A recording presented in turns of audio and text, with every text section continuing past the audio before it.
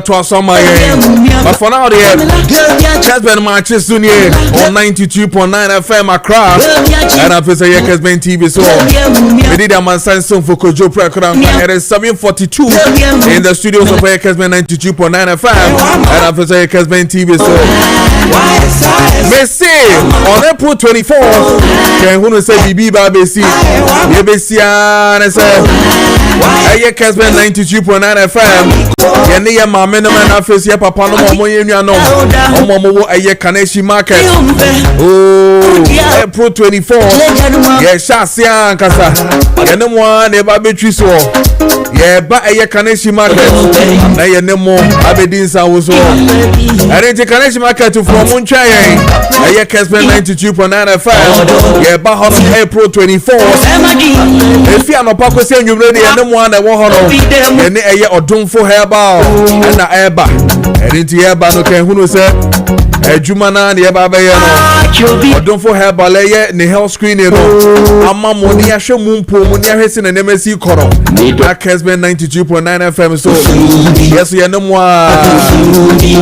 aye ji eni ne bon mani mu nkomo ne head ye ko mo hawo wo ho nyina no na mo de tu ye ni ne head ye ko ne de be nyina erinti no mo nso ye ba honom live on April 24th. If you are not pack 6 p.m. they are one that walk and they are done for hair bar. Then you know the air bar. I don't hear any time. I'm going to show you name. It's son is saying, get out the song. Could never more. I house screen and they cost one. Now, 2 p.m. Could see 4 p.m. I hear Reverend Richard Afo and they hear Radia Casa. I met to some more. Then the year Radia here will send you about praises. They are bomb pie. They to you who say Radensa and we are yes, you pray without season. Reverend Richard Afo and your Radia Casa team no more boss. Now for you, we are to Radia Comfort Radenia bomb pie. Yay! It was breakfast in bed. Now, Branch may come Mr. Fox and the Kessben drive on about from 4 to 6 p.m. Your neck Kessben market for no Bibiara. Our hobby and the more request. Now, more and the radio no so be a Timonka. I don't know, don't for herbal. By a Kessben the 24th of April. I didn't know any more Hono Pesan as a year banadia. There are some pan and now. I presenters in now, but who catch you come and do who Kojo Preko Dankwah who la Misi SO or Papa Obibia Nana Frempon Ziga Obibia Bepi Hobby. I didn't hear any I'm here on a year 24th of April. Messi Hospital there. Papa no Papa and one the Great Kingdom Medical Center. And that's a hospital. The Great Kingdom Medical Center. Some main country said, Open hospital, Papa the Omwani Dikai. Open hospital, Papa in Fidieni Juma. Open hospital and Yandia Konabra Bia. And your hospital, a trauma is Quanim now Konambe who's a Namsa. Dabi Bibia, one stop shop. Where your Great Medical Center. Where him where Kingdom Estate, Cropon, opposite Kingdom Estate, Honoman Walk. Identity Great Kingdom Medical Center. As a main country, will pay a general medical services. I specialist OPD in office of internal medicine. Yanoma said you here gynecologist in office of fertility services in Yanga Interway. Great Kingdom Medical Center. Yes, Huberto Yanoma pay general surgery. I say plastic and as a reconstructive surgery. And also said their friend the BB and also liposuction and office to tummy talk. Big now, Juma I will hold. And it's ENT for you now. Yanoma was here, Kosha soon, ye need any BB. Young Fabusian for Nina and call a Great Kingdom Medical Center. And where a Cropon, Mobile Kingdom Estate. You call Honomo, Huberto Dental office dental X-ray services in our movie. And office X-ray scan and ECG. Fully equipped laboratory services. American kind of machines, a year 2026 model and beyond. Somebody here, Juma or home. And it's here in internet. Book your appointment. Who diners are now equipment and young children say, and your boy, then David. After phone 059 372-2619 059-372-2619 and our face yes 0530-848502 0530-848502. Now we need a Great Kingdom Medical Center in the Enkomo. Also Great Medical Kingdom Medical Center, quality health care with excellent care.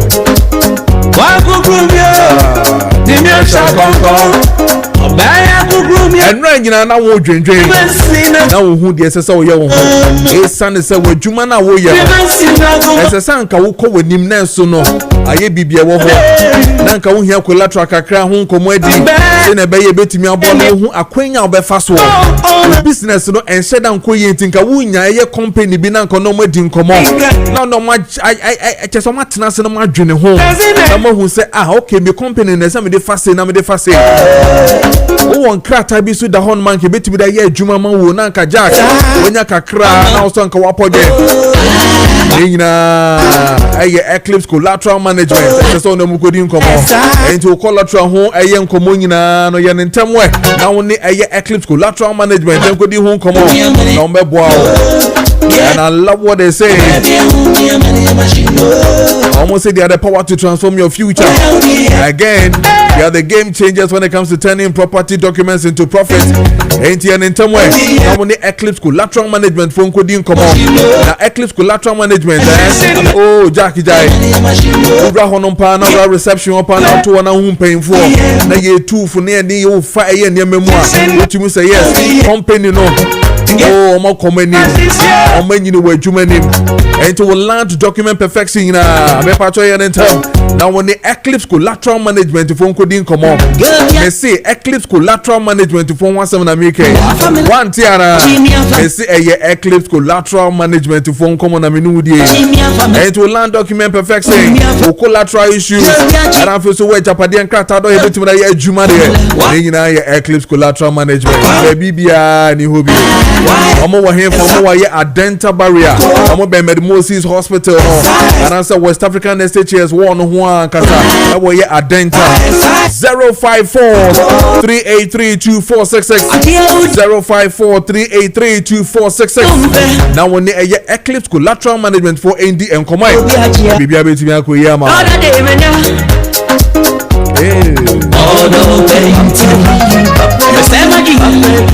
50 minutes into 7 a.m. But I was say so do a video no at 92.9 FM. Ebo Accra Kessben Accra and I face no over TV so Kessben TV and I face no DSTV channel 364 and I face so Go TV channel 121 on Facebook Kessben TV and I also say Kessben 92.9 onsa ebeka me ewo honom what text messages as usual and I so WhatsApp messages in ampacho na nyina bra making kan na nyina amount and then of course the early testers na nyina de omo de aba kwame acidity and the nedia aba Mensan pillar 2 and so the nedia aland the blueprint so actual and then eben and I've seen my very good friend Masawood ewo Kumasi ono so nedia aba Meshak Asante and so edia wa hanom and then teacher constitution and after teacher Kojo omunya edia aba bpm alande and it is also for the bra now the person can be ano obe to me at the aba making kan nyina man then your text messages nyina no e wa chofa nyina so kan ho making kan nyina so amao we dey call Facebook so I will comment wo nyina no making kan nyina so amao na fe ya to dwumadi no so na ye be call baby bia na ne no Ebedin komo after their cost when it comes to the energy issues what omemu hanom and indeed energy issues ye kan wasema say obia aso eba hanom sane say ye hwe de ekoso ene de banyina na edi fata say ye hwe na yetumi eboa ema nema etumi koye so Omampenyi Asia cabinet na Oshia cabinet no or the two omenim catch almost enmenim heya no omo ensure omo hwe se ometumi atete enema so margins bia ewo eyefu na yeto no so no ometumi atete so se ne be ya enema ebetumi ama akoyie na Ghana force tumi force ho aheha omo na enema etumi akọ fast until sabi Iran Israel and after US in talk on moko na ama eye oil no entumi enye stable no prices no entumi enye stable no ombetumi ahwe ama bibia etumi akoyie no esese omotete sane man so se ne be ya yeso ye ho ebe high just for some 4 weeks ahead of us bi no ebetumi abaso allow for still land so omo twen say ebetumi aba but indeed ye hwe nim say if today is likely say the Minister of Energy Ora John Jinapo will come out officially to tell us the emergency ayatiti efiso but meba na ba be ma details ni nyina esan say details bi wo hono mo a esese me de ma efa fango and afeso margins that's what esese yetete no afeso no de womu esese with immediate effect no omo ye ni nyina no me de ni nyina ebebro meetings akoso nyina no me de ni nyina ebebro and then we'll move straight to Ashanti region where today ye correspondents be in common we're looking at other matters where Ashanti region especially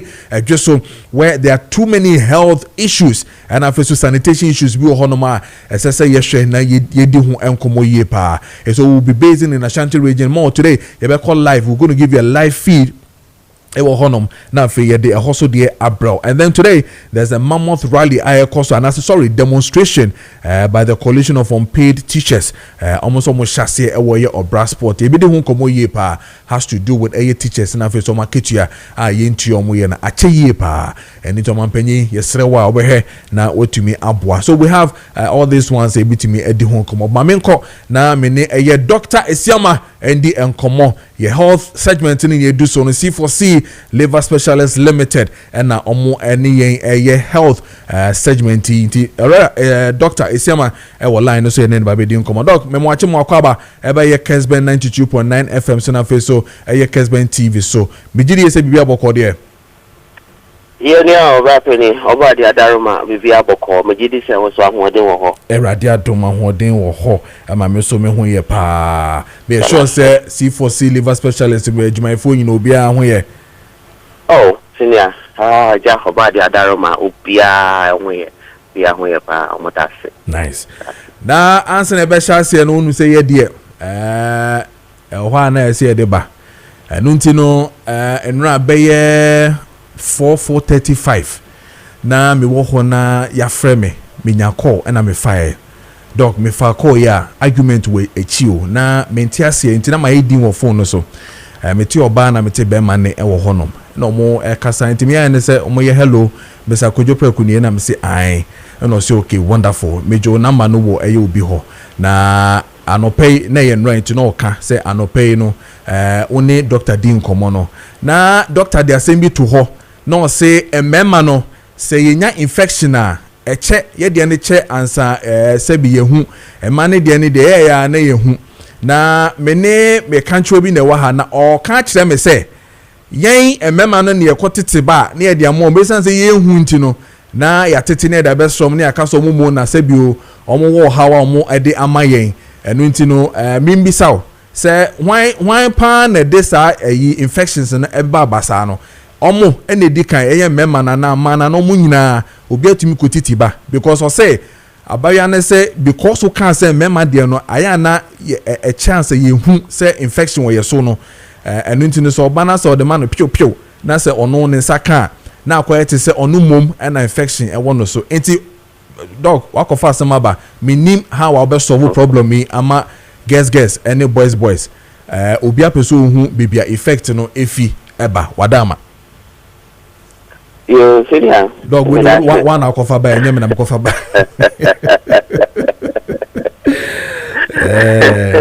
yes no clear say you mama you say no clear ni yenu anu ma infection eba so a omuhunintam than ye emema no na the etienne say is because of your anatomy no yeni anamo emba you be a friend urethra a pathway for urine na eka your renal system no ho but yeni anamo mba urethra no eyetia ne tintin eyetia kura chen ye emema de no emema urethra no ewa ntimpan bebre no emwa no so ba urethra no mu no motatena ti urethra no wane de wo hu se mema no aboa no beto ne boase edidi mu kakra nsa na wafura akọ but yeni animal man anatomy ni say ni sitia yiti adenti infection ni aba wacha 2-3 days na onya signs and symptoms no anenti na akwa yese yeni animal ma bribia no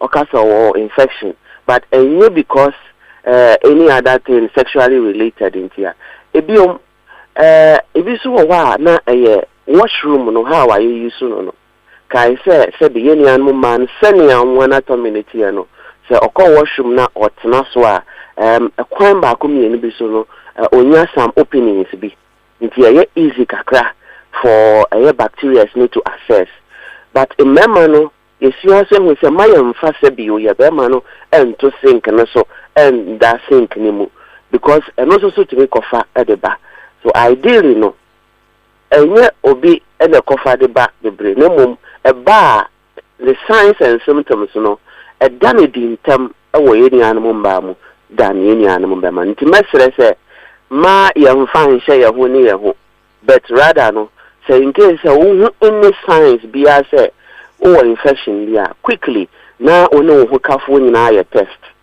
so that so onkwa okofa ho kono medura na se bia ho kafo true intercourse no wenye bia obetimi asan dia ma na akwa akoye se mumienu mu wi am ho no mundro na nso mo san so di infect mo ho eba sa ebe chewo mo ho ama mu hu di ode baaye na akwa akofa ho ba it is simply because of the anatomy of any animal ma and ntina ya kansa intima munku bacho debi the be hiya pan say omunko ye urine analysis and na say any culture bia na ye hu be a problem no it's easy to solve especially if you want in tema nti any animal ba no pem bebre no de no ya resolve in tema omo but remember the anything me che ehye no ho cha obo sa afi akwa ye kranko and nti member bebre no we dey member bebre no beba hospital for infection na afra ko ekira ebi kura ko kan prostate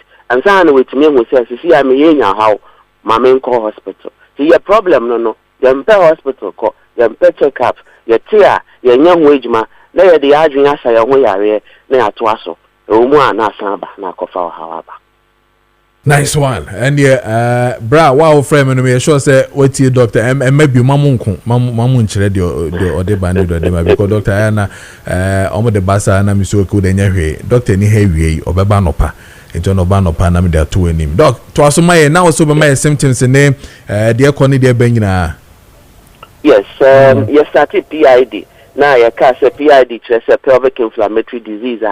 See what any animal and mamunku because any animal man endo service and ecto service. Until you say ecto service, no, the outer area which has to do with the clitoris, the vulva, the labia majora, labia minora, all those areas near outer. Within the urethra, ovaries, any other layers are any animal ba emono na. The attorney say PID nature say infection say muano itini breachy sa ecto service no ako endo service na che say omako inside no empembe no E. coli bacteria mua omode gonorrhea syphilis ne chlamydia horo no ba no ya omutumi breachy sa ecto service no eko endo na ohawa woman say because any animal ba tukosia bosumi bia no your ovaries are eboa ayesa and ovaries no needs to be protected. It's answer some so you're infected. It may affect kosia to any the imbalances are ebeba your any animal hormones no. It is a more in your quite me ba it's answer the any animal anatomy no say kind and now extra sexual partners be brave and I say be our no pills be in your mass session I say the man I say quiet to our say the man wa fight some diseases and na bibiano ebiso o krampa edu menopausal stage spermicidal cream omode show ma say ma abortion be bring increase your chances yenso so your diabetes increase your chances yenso a yenya infections are treat your kwa na asan be increase your chances na ba eni o ma da ni say wo your ba na no ho kafo hia utiminya severe pains sexual pains no dysphoria pains no anotumi ye dey pa cho be ma etede bia na wa adwen ye o say wa ho odin ti na mini aba no ya science a ya ne pa cho etede bia na pains ankasa na all failure and so timidi or however ebi so timinya burning sensation sebi ne ba no bo se ho hyehye no ko washroom no ojonso a na ho hyehye no bebre bi so ha na ho ekeka no tumi lead to rashes bi ma tumi egu bi kura ho a no nya some bad discharges bi nsuo fi bi free no ho eba ya na nka na wo mu no ye nka boni pa ebi wo ho a na ha no or the tissues ni bebre kata no ho na nso kwa na asan so aba how be my one say it me kura massive ukosi ato no changes ebem because of infection na airflow into time best one was washroom na o monthly menses ni ba na intimi ba ebi kura timi enya fever through it me nya chills e man ho ya hye bebre ebi kura timi nya severe abdominal pains it me frono e me ya ni say mposabi ni menstrual time no na aso aye ba so na enye no ebi so timi Johnson tentem na Johnson no so kura Johnson no na onya pains e wo Johnson mu a onya no ebi kura wo a otimi bleedi abra enye ni time say wo so washroom pelvic pain so ekoyeka pelvic pain a o maybe asabi o hips eba o groins one otimi nya severe pain so ewo ho ni aba me pa cho so unya signs and symptoms we nyina na wo bu adwen go so we ntu ho ana mo a complications e de ba ne se ni amba ye wo fallopian tube no eno na bua emasabi obatu kosia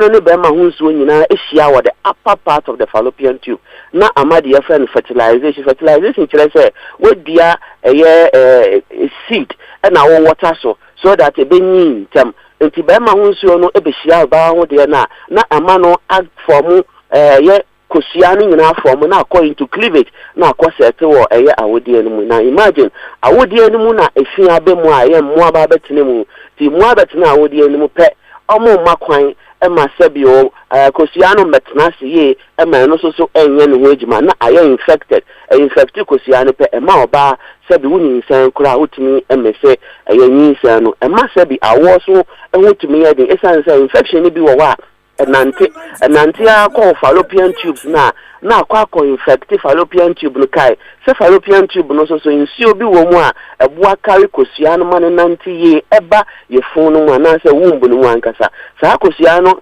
ye nsuo no ye infected pe unya de ye fe no hydrosalpinase so kire se efi aba fallopian tube no mu a wuti anye ya ebetimi cause of blockage kai se blockage so ba fallopian tube ma kosia no ntimi nanti ye enkon kosia be ma hunsuo no ma fertilization ma na awo nwan de empo so wuti ye na sa awo ne ba ana se nyinsan ne ba akwala no ntimi ma meto eye awodie ni wankasa oseti wo fallopian tube no ma wuti anye ye na eno so paya de ye fe no ectopic pregnancy no eno so paya etimi ye medical emergency efit na oni pedia no ma ye bacteria ne moa no etina oni pedia no endo service ne cha etimi ma wo moja so eye tick na ya affect your blood circulation etimi eha ne pedia no ebiom ye so a yetimi nya infection no wa wodie ni mu ankasa ma empo go to the extent of endometriosis say enka wodie ni mu nioma na ye line na ye fi na nke bi e wo se ba no ubonwu sa start say grow out of awodie ni mu etimi nya ko ekwochichire ovaries etimi kwachichire fallopian tube pachaw no sa na etimi affect ukosia to e manka busumi bia wo se nka otu kosia about 20 and 30 esote entibonwu se time meso no na untumi enko ofichire ebiso abakọ no timi kon be 2 or 3 times within a month pachaw we nyina your hawa echewo woni pedia no ma etimi say genitalia no etimi say social life etimi say sexual life empo etima ahwo ehwo ye din ma ye ni anum ba PID the major cause of infertility we ni anum ba ensure beta o punch of Douglas ni mo pe etimi de carbon eba ho etimi ma wo ko ho kafo ho a na wa dwan ayo tanta because of oyawa o kwa akofem me pa chew say any of this complication dia but modiana you very careful dia what they call sabio obamu very careful what they wash ho you're very careful say infection bi aba wo na mutu to ndura wodro enum ede hihye ho all these are the major one kasa wo force ho aye with DNC or any form of abortion pa chow ni nyina ye major reason intia problem we arise you're very careful no munsio bebre na wo no munsio no so na kai say obe reduce with sexual partners and also see a major cost. Nice one. A photo pa and now they are my C4C liver specialist hospital. Ewo fa ewo maimu. C4C are dominantly senior all over Ghana and to some extent some parts of Europe. What Cape Coast here, Green Hill opposite Addison Square. A year aguna the base in the central region, a branch Kessben pa ewo hokuma say you just so Kwamo Jachi Junction and also near Irakwa Kra Takra the branch Kessben pa ho Accra you Denta SDA Junction. Me pacho me say from SDA Junction to a facility no a stone through a coin in Nimukra na me say number 24/7 no fry beji so screw o screen no so me say so abo bobo so ama na C4C the oba anya so oba ya ni e ma wondro. Of course, you better you have to take history. Nina who here, we are near scan investigations are all doing here. You know, say a PID, say a hypertension, hepatitis, any condition, be out as a we are near mouse special baseline investigation. Now we are more diet plan, natural homeopathic remedy, be Kenya, Unipediano, ama organs in Yaki Cabo, my age, my ye, now Pomodino Mapan, ACP. We are near more diet plan, so I can hold, now more special homeopathic remedy. A dry friend in Livoton, Yadia Bajaso, so near the be apple, so me pacho. A drone Jumati today and say Kenya or Brebuan, my PIDO, Emma Kumayario, Emma diabetes, or Emma kidney problem, Emma Fia Wodwa, Etna Unipedian, with me, washing my okeka, Emma Sebio, Pompa, Bebre, Emma Empo, one day, and you know, I from one name, and you know, it's me Kenya Brebuan with me, this Arjumano. Master said, maybe I will be a friend, I'm being a friend, a place to order for Livoton, Kenya or Brebuano. Kai say order within Accra a free delivery. A biomoso so discount no per head no. O place you order for 1 or 2 I'll be a special discount. For number enough for 24/7. You better also 050 00 40 331 050 00 40 331.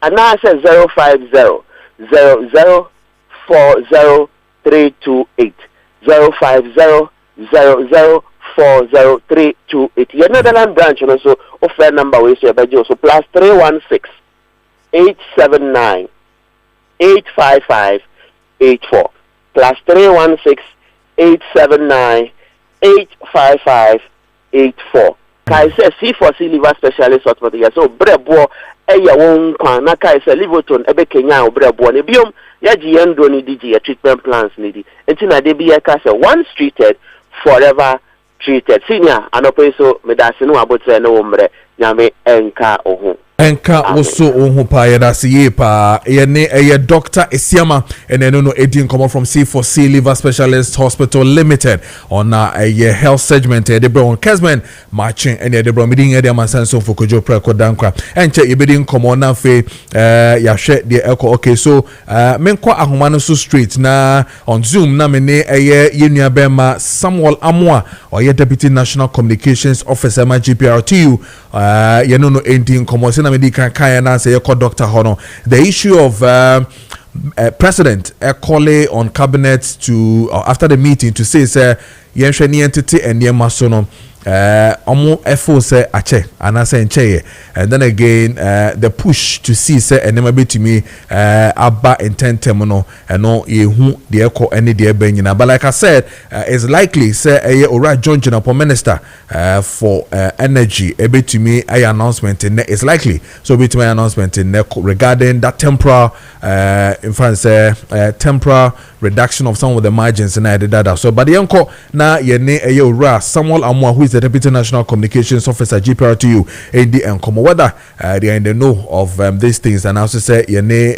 omo edin komo so na ya share the eko ora sami me da say ye frɛ wo yensa count ewo efidie no so tell me tama omampanyin ne cabinet etna say ehye ye no so far minim die but Ministry of Transport and as energy ene matena say atunsa fremo ene modin komo afa the next price window ho enkomo hihye die bia ewo hono mana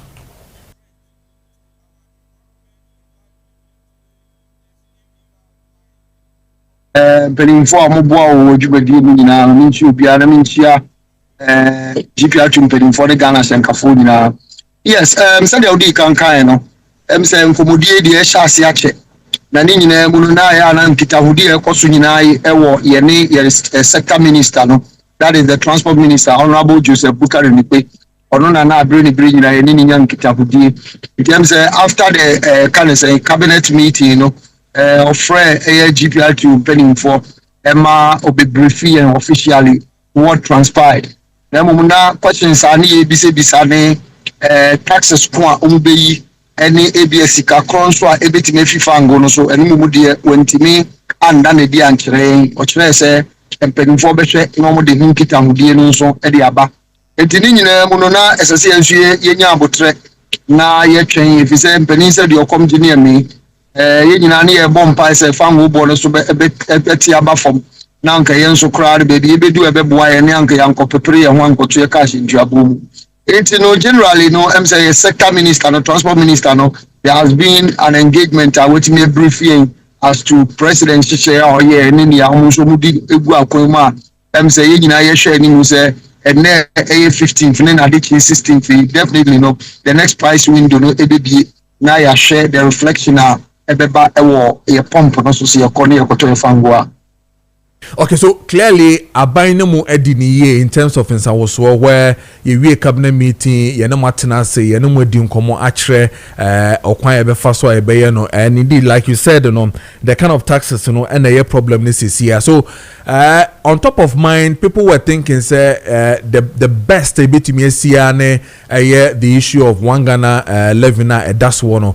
Some were also talking about the boss margin on it, but boss margin almost say ebimo expert ni business here the nsaka eno a ebe ha adwene eno ntino eno de nka mo form nsanka, but they are looking at some few measures to they are meeting CSOs and they are meeting other people almost share na omo edi hu enkomo ye pa. Truly se wo hwe ni din a ofo se ehemfa nanka sebio minister meka energy minister na sa ban edenensa ekoka ebitem mo ho aheha mo ye pa. All right, so looking at where the fuel prices now, no, so diesel no in number 17 cities near Chile, now petrol no so 13 cities near Chile. And you know, so no normally you some percentage threshold be near the year Juma. And you know now the minister no so can say more say reduction there, but at least a bit me about from Kakrama here. So no we can be able to talk to our drivers. Na eja omotimi asum kakra dia man say dey be yin ebe hu be hin high. Now coming back to the issue of the taxes no unze extra levy no, that is energy sector levy no, before near to 95 pesos and a one Ghana be count, but you know extra levy nankasa no 1 cedi 95 pesos. All right, so we were looking at say enka at least informity suspend no oh, now you cry now price stabilization and recovery levy no so eja omo see ntua no mo fan kushin no na nka no so mo de no su kushin ka ho a at least e be ntimenya can say substantial amount bi a at least e be time free fan go no so ayen so ye ho betima high. Oh, okay. So, a bit more so ever can say I read and then I spoke to some few people on more the energy stream say if they look at almost about Ankabani Bay 1.65 Ghana cedis in Fiso na a bit to me abwa. Would you want to agree to that? 1.65 Ghana cedis. Well, yes, Ushemwa, 1.6 ya to be say 2 cedis there.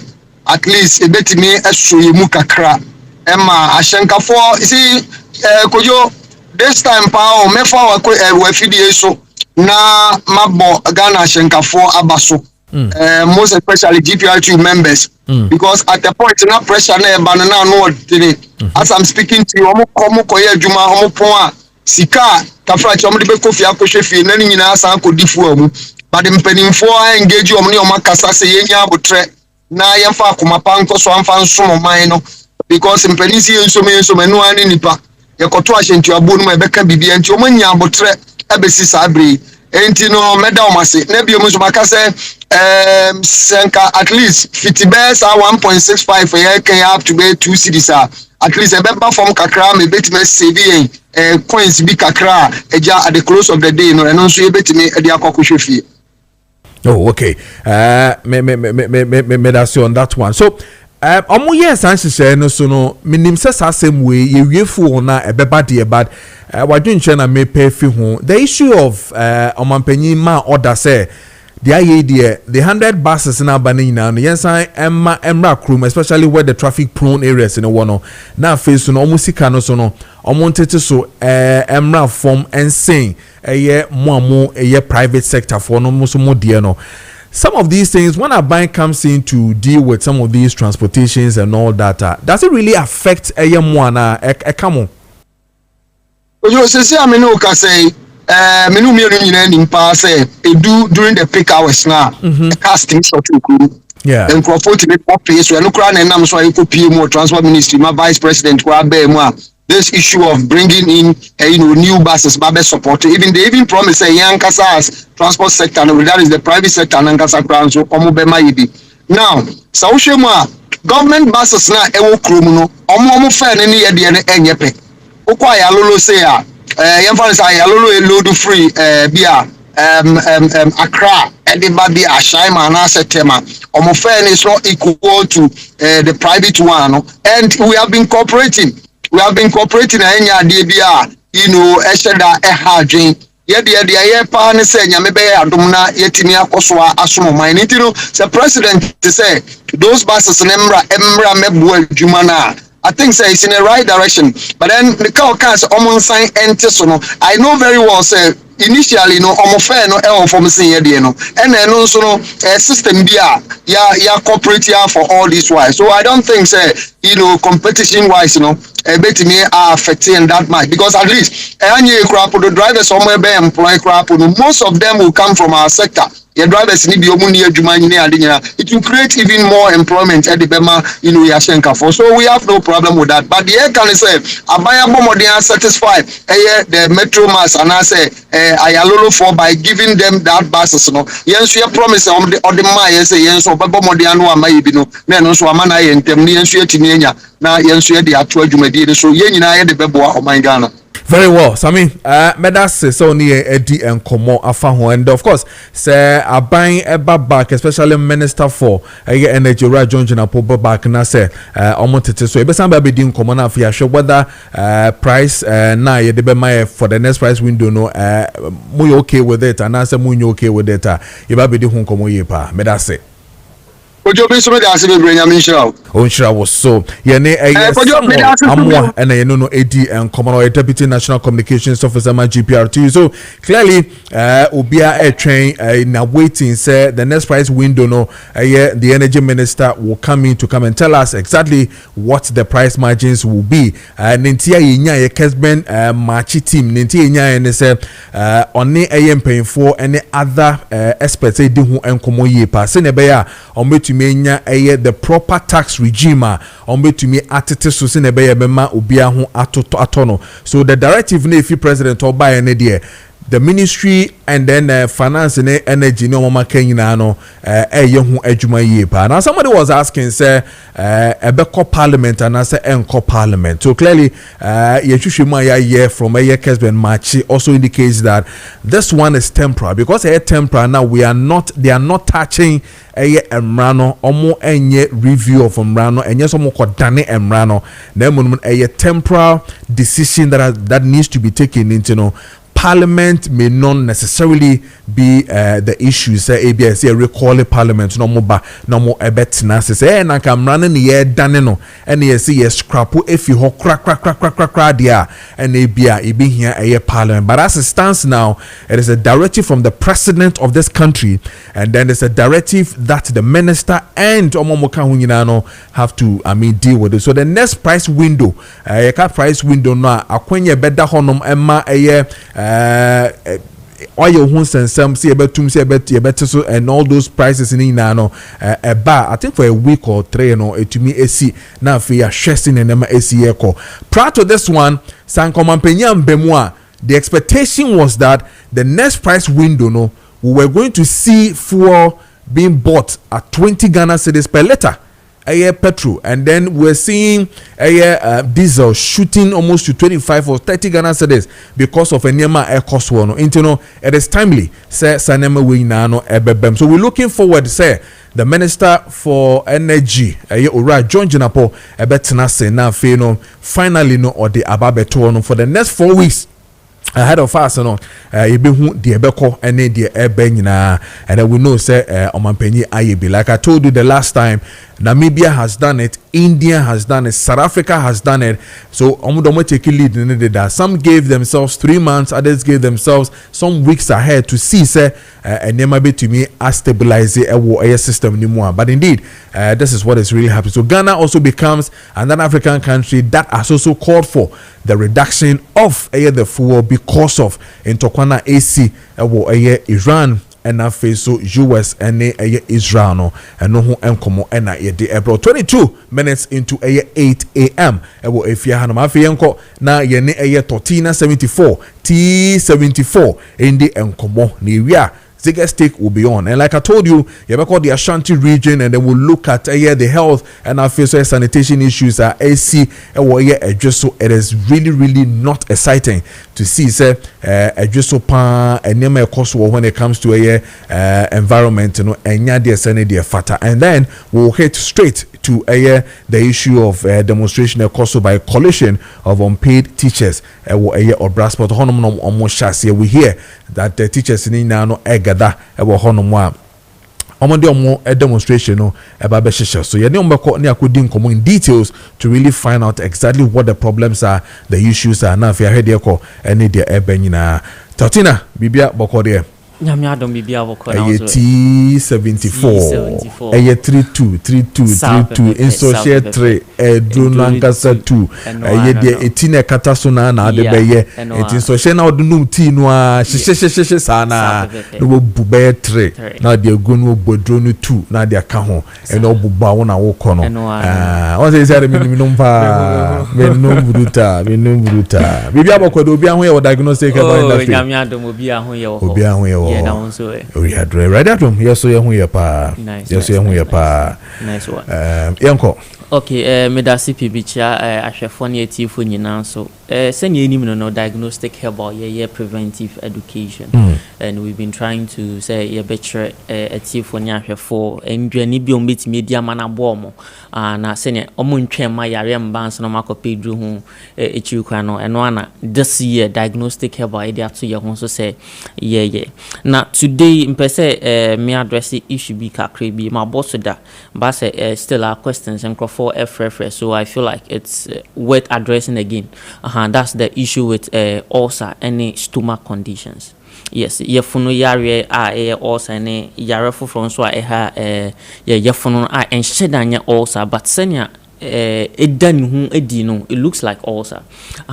Most often on who say ulcer, the likes of gastritis. Now the thing with ulcer no. Easy say you be diagnosed say we are ulcer patients and as we are ulcer. Na answer na e bitimi ehun pote say we obi a wo ulcer no na was ye test bi aye the camera e di befa we num akọ wo yefo no ehun say ampara ekru wo wo yefo ni mu. Only then can we say with certainty say when you're ulcer. But without that, no, so what you're from the area, with me and your H. pylori, no cry say positive. If you no cry, we can consider it as gastritis. Say we from no and shed that any ulcer until say yes, I test na the camera before we no.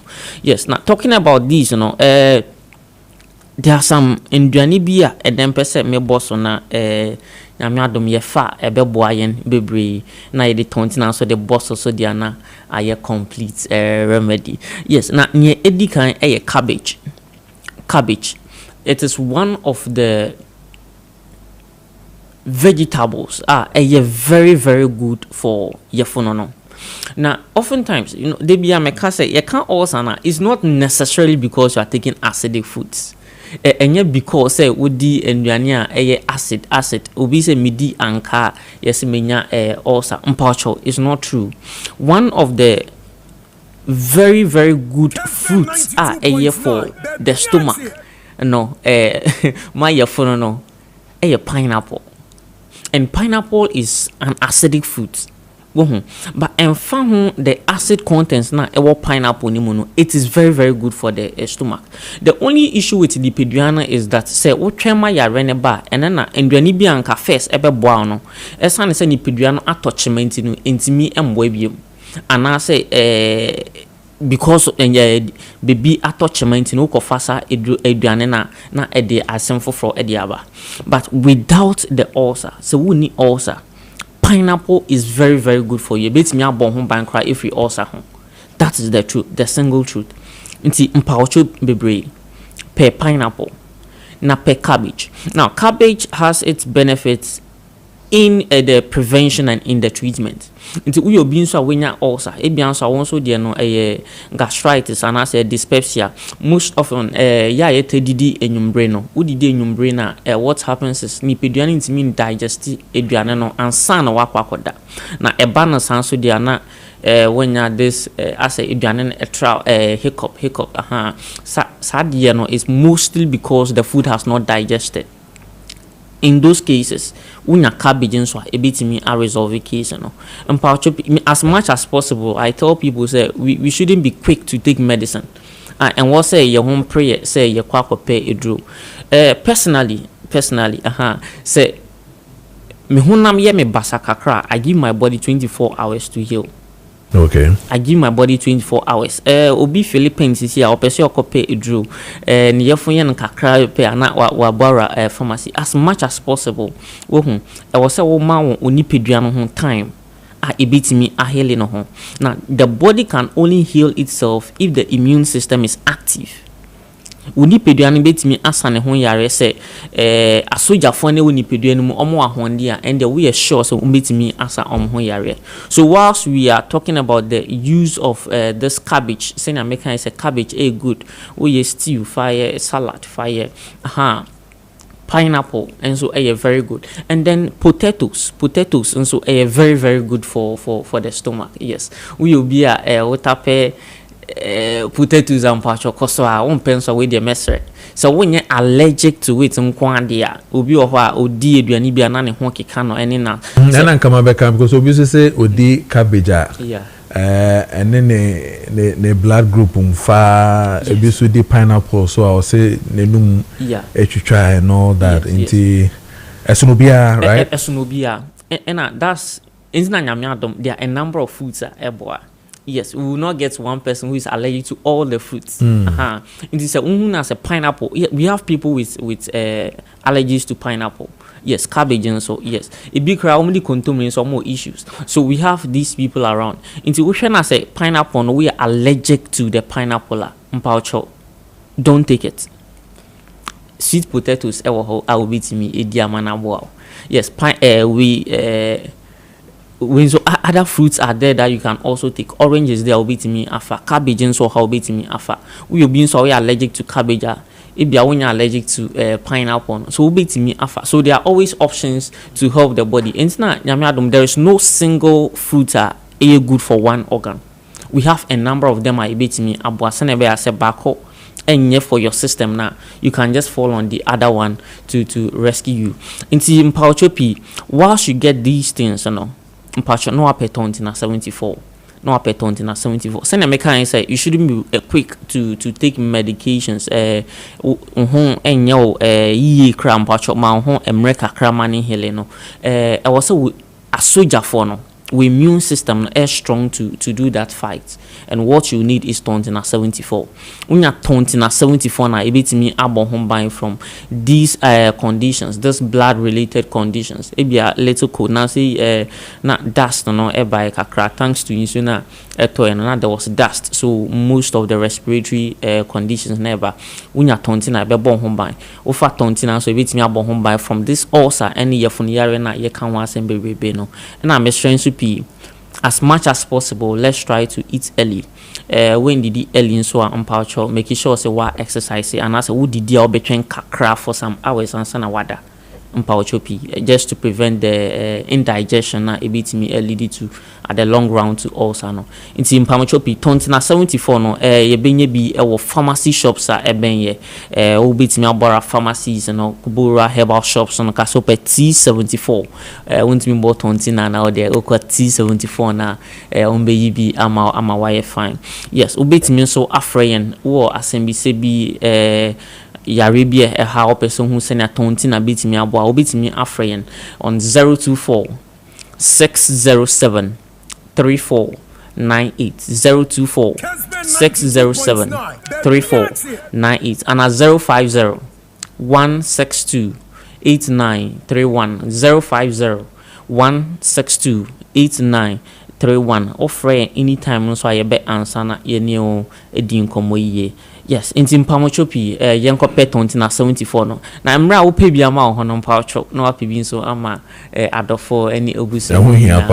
Yes. Na formula is the same 1032. Yeah, 32. So na 3 na edrono 2. Straight. Yes. Obe no be 30 to 1 answer na we didi. No. Nice one. Yes. Onia, ya da sepa next week so be sensia. Enti ene eye 1374 ene no mo edi enkomo no meka eye diagnostic herbal industry and your normal AD and common or check your mobile on number 02460 73498 02460 73498 and now 050 162 8931. Now we need a year tortina diagnostic herbal industry for AD and common. Mamenko now fe yanko Ashanti region, just as I told you specific you call a year just so now you could di and common ewo honum. So your reporter Sumedu so wadakwa ewo a year ahumano so on Zoom live feed for us ewo a year just so for us to talk to him and find out exactly what is really happening when it comes to a year health and the environment ewo honum no sempa and AC echo we here say a whole environment in a face no health wise no enya de ekoyi kra esma do teme nka me mo ache mo akwa ba eba Kessben TV so mejire se bi be boko de Kojo jamia dawluma bibia boko. All right, and to the sort of Kapadia Nyamia dum bibia boko. Okay, and if I know Jina Cecia and a dempa and a cost because you are live now at where Kessben TV soon after so Kessben 92.9. Be among commode and a cost where so. Yo Kojo sabre uba Ashanti region ejeso municipal nana ya santoa ekromu a tese ye ka niema enkoji pa de a wo hwe bola pa ya de a edi wo munya eku wo papa na se wo hwe krom finfin na baby a bola guo se me kire se ejeso na wonim ejeso ye pa NPP wo mo party office no opposite wo eho ana bolai esuma ema nso edidwa ewa ha kyerese wotwani ehwa niema bebre wadifo edidwa ewa ha wotimu se eyade bia eha dwen ye pa na wei ana ama adehia ewa ha tia no wo mode ensam abeda Kessben sentrefo ama yabo nan behwe se de so bola no a wo mo ka ho asem a edi enya no sen ana esitie na otimu se ye babaduru ha no Kojo nyamia nim ndi enso to ye egu ha no de trese wunya hwene ana watimi atena ha pampai ye kasa nyina no nyankopɔ anim ni edin ye pa na we ana nam so ama ha edi adesrede eto empanimfo anim se de niam sitia no de wo mo behwe na wo mo nko momoa Kojo na me ba mi tietie mu no o tira se bola no hyase eye MPP abanda da breso bese afi ba ku bani na bola no ebegu ho a na wo mo abesisa ebegu a na wo mo abesisa na bro abasisa ba ye de bola no timigu abe na wotwemielu na wotwemiensa na ansa na wo mo atibia abeyi bola no afri ha we ya de a trese adehye no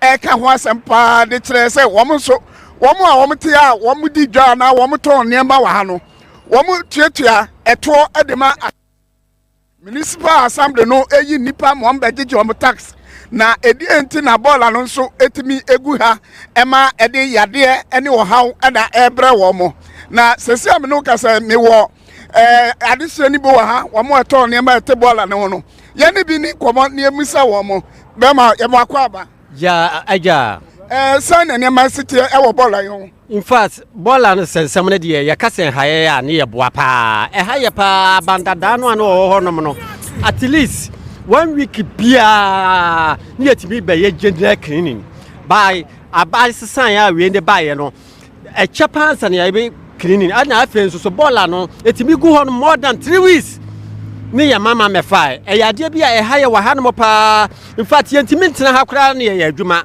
yentimi ntena ha kura ne ye didi ayade bia ha the ball and sensem so de wote wona se ball gu nche ne ade ade ni nyina de yale e de breyen enti yesre mo ada mo hwe na mo mpenhu asemni if possible that say maame na kura na bia ye besesa no yensesa no ne fa different person emla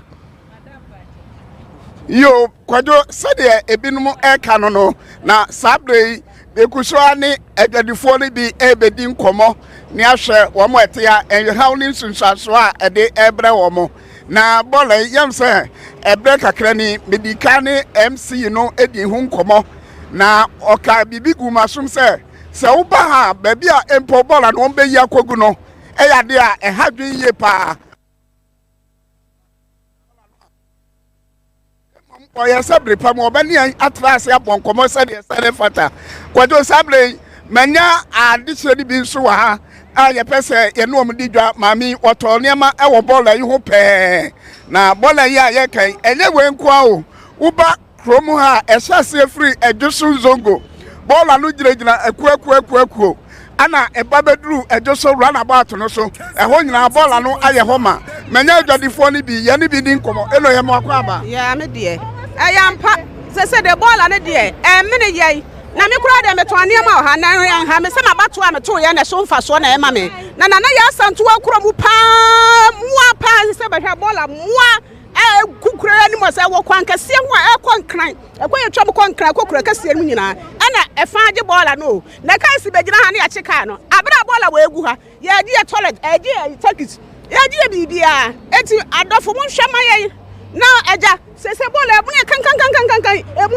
mua hwe toilet na simi ha ye o hwe emua bebre ene yete ho se me de me ya na me pe me na me to aba nti me ya na me pe na me te bola kan we hu enso no de nha me na ya santo akuro pa emu ni omani eti me de ma no asi yo sabre ye na obi so ha ye ne ni nkomo elo se na bola no wote ha esi ha mofa bola de se ha wo de abre ye wo adwoso mem ha de ye hu de be ka kura fa ho abade ekoto ye de ho fa so de wa ho no ya abade ekoto ye de ho fa so ni abansa nyina amla mehwe abade ekoto ye mo mehwe ho fa so esa adwoso ma ekwa ya nkran ya mpanifo si ekwa banie ba hwe se de ha no motie ba hwe toilet ahodo biri mo mla mehwe obi amla ha no mehwe de adwoso man se aye enti se ade na mo hwe free mpanifo ya hwe mpanifo ya kabia wom so wa mo hu ya mabo wa mo mla mehwe se ba bia ya tia ya didie ade ade aduane ekwa ba nyina ha no ne ya ton no wa mo mla ne ye behwe wa mo ya kabia bo obi amla ha no mehwe se ade a esi wa dwoso mam ha ani wala ya te ho ha wa de bla ya ha enti de ya manie no no yo Kojo omo so ede no na bola no de yesi ye ka ho asem a ekirebu kire se dodo no a edibi nso free fie obu ha wapra ni fie bola no na wapa abeto agu ha obi nso ho a wode gu ni private car mu no abeye agu ha na wo behwe run about nso a nyankopon anim ni asefempa se kwatempo ti se nkra kwatempo na edusu kropon a etisei na kromu pa na bola edi wo munya ahumete pa yani emani bi sani komo ni enhwe omonso mama ye makwa baba Kessben ya eja papa no kura bola ne dia bola dia edwoso dia emene ye pa bola emene ye wadwoso pa sa wo behwe ba bia ye tito aduane manipa to bidia eya yale na ye to ame ho dwadifu agu anyina ana bola ni nti ye ni ahoto anu anso ne ye ti ya ye adwuma de hwe ma ɔman mu ani adwuma bia gye sɛ man na yɛkɔdi paa ne yɛde awe ma na bɔɔla nso tu yɛhu deɛ mu bɛhwɛ baabi a yɛte a ɛnyɛ sɛm ketewa koraa bɔɔla deɛ atwa adwe so man kuro yi nyinaa ho ahyia baabi a ɛtɔ aduane baabi a yɛte tɔ adeɛ nyinaa bɛɛ 2 weeks 3 weeks bosome ne yɛmɛte saa bɔɔla mfiri ha na yɛhome mframa bɔne kɔ yɛ mu nti yɛsrɛ adomfoɔ sɛ mommoa yɛ no nyɛ saa deɛ a yɛwu yɛbɛwu agye yɛ ma na yɛbɛda ne yɛhwe yɛ ma nti yɛsrɛ mo paa na Kojo sɛdeɛ ɔno nso ɛka no asɛm no wotumi sɛ bɔɔla no deɛ ɛyɛde a ɛdi ɔmunya paa yie wɔ ha wobɛhwɛ sɛdeɛ nnuane ahodoɔ a ɛgu ha a wɔmotɔn nnuane bi te sɛ bayerɛ bɔɔdeɛ tomatoes ne nyaadoa mako fruit ahodoɔ bebree nso a wɔmotontɔn wɔ ha na wotumi sɛ sɛsi ano nyame anim ni sɛ mpanimfoɔ ɛntoa namɔ animu yi a ɛduru sotobre yi na bɔɔla egu kuro yi mu ha ahwɛ a yadeɛ ti si kuro mu ha deɛ a nyame anim ni ɛdwo so adehyɛ pii betumi ahwere wɔn nkwa eti deɛ yɛka nyinaa sɛ wei deɛ KMfoɔ anaasɛ ɛdwo so municipal assembly MC wɔn wɔn mpanimfoɔ monhwɛ sɛ animu yɛ bɔɔla no mobɛpɛ kwampa a mobɛtumi ɛde afa so na moayi afiri ha na baabi po ana mobɛnya dasbi bi de asisi ama wɔn a na ka mo de dasbi asisi ama wɔn na no bɛtumi aboa ama ahonidie mapa ɛtumi akɔ so ɛwɔ ɛdwo so ɛne ne mpatamu Kojo uwo bibi a ubebusa bibi mu a maame ntie na also yɛhwɛ. Okay, so clearly maame bi sansa wako ɛyɛ district assembly hɔ anase municipal assembly hɔ ɛne mpanyinfo akɔdi nkɔmmɔ to find out sɛ ɛdeɛ na ɔmo yɛ afa saa nneɛma wei ho.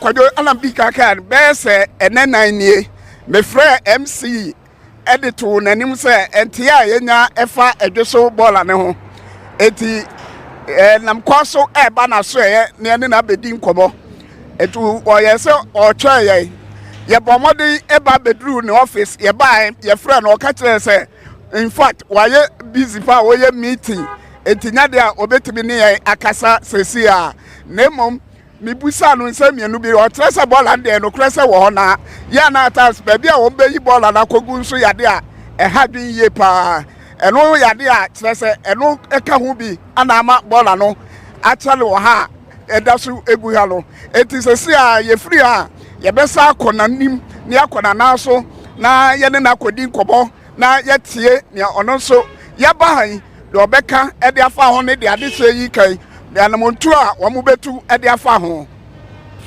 Asmadu medase sɛ wotumu de sa de we abrɛ na indeed yɛbɛkɔ so na yɛne wadi nkɔmmɔ ne ahwɛ so mo abɛ clear anaasɛ ɔmo clear yɛdase pa sɛ oni edi nkɔmmɔ from adwo so. All right. Yene okay. Yene ye correspondent of what the Ashanti region Sumedu Sowa Dakwa and no AD and common from Edgeso clearly the unhuno enye exciting. I mean MC is a waterman car. Clearly it is not exciting.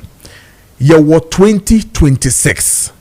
2026 we don't need to be doing fanfare with a year sebi efin and a shocking say by this time about 8:45 bola edasu gu eye ekwan ho ayembe faaye 8:45 anopa ye mamenom ahise eye omuniema eton ewo efin ho 8:45 getting to 9 MC any district na wo hono MC municipal assembly na wo hono what is happening na yete bola ho ti de mameni kan ye no ebi kura da ho be 3 weeks ni asabi e de emoa efimu ba yet nipa dasani ko gina ho e de eniemasi ho eton ema kwabrani ko gina ho etobi edi why Ghana 2026 and maybe a train betna say GG Bola tax will krum ha in the name of making sure sasanema we nyina no ebetimi aboa. We are back again in 2026 getting to 2027 AI minimum we are still talking a fee baller our Ghana baller. So we can't even find solution to our baller system. That's been so crash so ain't see kwan ho. Eti mutu kwan mu hu dia koso. Eti hwe are we happy to send our people to hospitals? Ensure to remember ensure no to ku baller ne so na sane na faniema efi from our bo kasi twem na ye ton kutu na ye ton aduane na me maame gina ho na ohome baller by this time baller 2026 my god this is shameful. Yes the hey share juso share kwano and I was watching carefully. I say a design, yeah, the baller no aye design any aye baller no yeah the design and ye try ye nam ho sa MC. And in fact, where is the regional minister? Meaning say Sanema with Dr. Frank what in the say ya what the speed a best solve our problem with Mijidi says as our year and MC clearly if care is not taken in Crofuna will show Musa we MC you know I will show Musono they are facing health hazards and it is not fair to the ordinary Ghanaian or where just so now my to me sorry and better now baller who not told their name my and we did maybe my point mami we na femi nko eyo batampa he every district assembly bia municipal assembly bia wo health department sanitation department na wo municipal ni assemblies ni nyina no what are you doing eti enfa na amoko edi na amoye muso ya no pana duties no eye den ya we ewo kwa ho main road no so edwiso Accra edwiso kwan ya na egun na muri ye fanfare 3 weeks 2 weeks 1 week and it is 8:49 anopa ye kwa adwuma ye beton aduane na baller ene e be hia ye ni ehwie ni e ka che se cholera asori a ye ntiase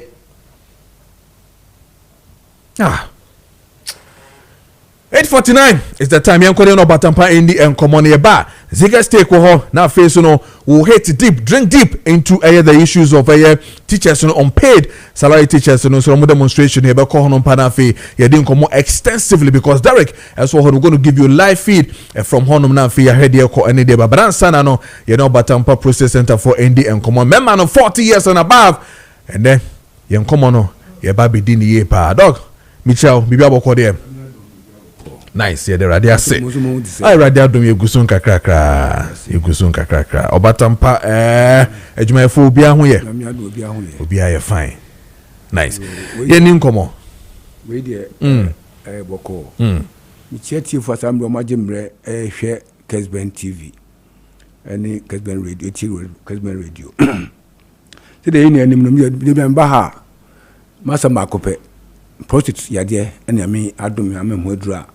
Me dey boada sasambre ti bia me ka se ye kapoti ahwede a usami ho a ebe dine so be nyo bi obetumi ahwe ye passa dem metumi ahwe wo na project se dey anim na ye mema omadi 40 years eko abi mfa se 30 and above na mema ya de ne kapoti a ye honam akwa bi a ebata ejunso twa no ho na saa akwana anumu na a friend saying dudu benya I did use on the free about use to enu eba ekwa eba mamu no enam ngopon bo no say so ba ne be mahia ana be ne oba hia enso na free be man ho ko ba no dudu bia post no no a boni say esikidi some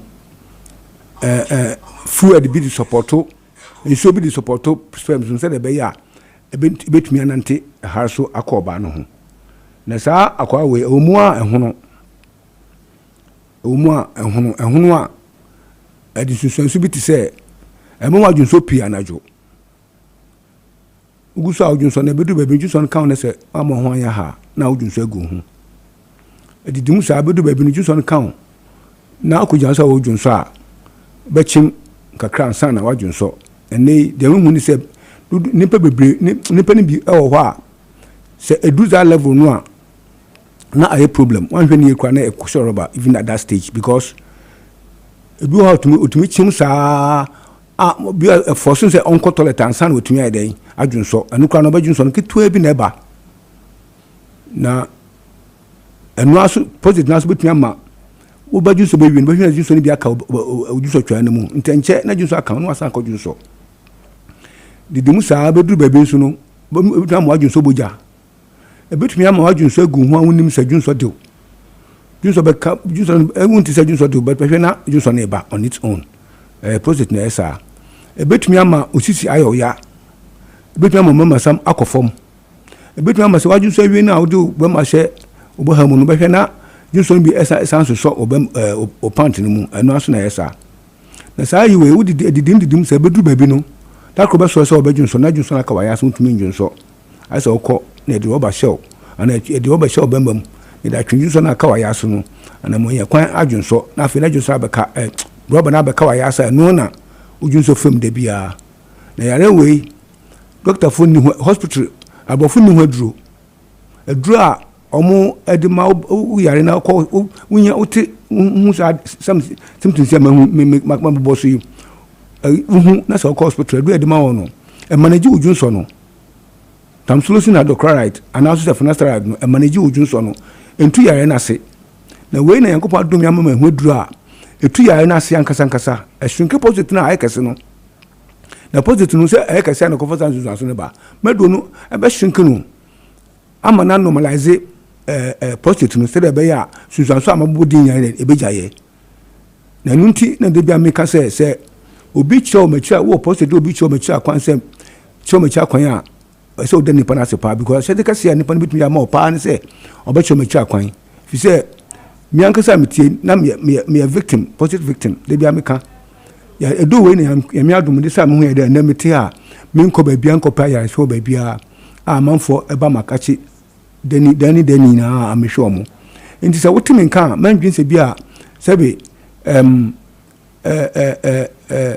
usikanti tetru do obi aye adwuma pesika de but uyare no a wo mu no ehu mwa na pesa mdema wo se otimi nka menye nitifo ye se nipa ne tim yie pa ne to anamomra wo ba mamu aduro a kono ma aduro be shinke pocket no ama ide ama wa ide wo hato na pocket no ni susan so pa last minute susan so aya se e so roba na ebe wie ni se ebe cancerous cancer enu na ditu na di nipa no kɔ ensedo no na yamiadom sisia so menya hu aduru a etu esa cancer papa enya prostate cancer pe ti so wotimi nkan na so wo cancer ana so akɔ hospital adagun so aka so wo cancer of any kind cancer bia eso wo cancer bia pe machi akwan me no mani ni 0553 800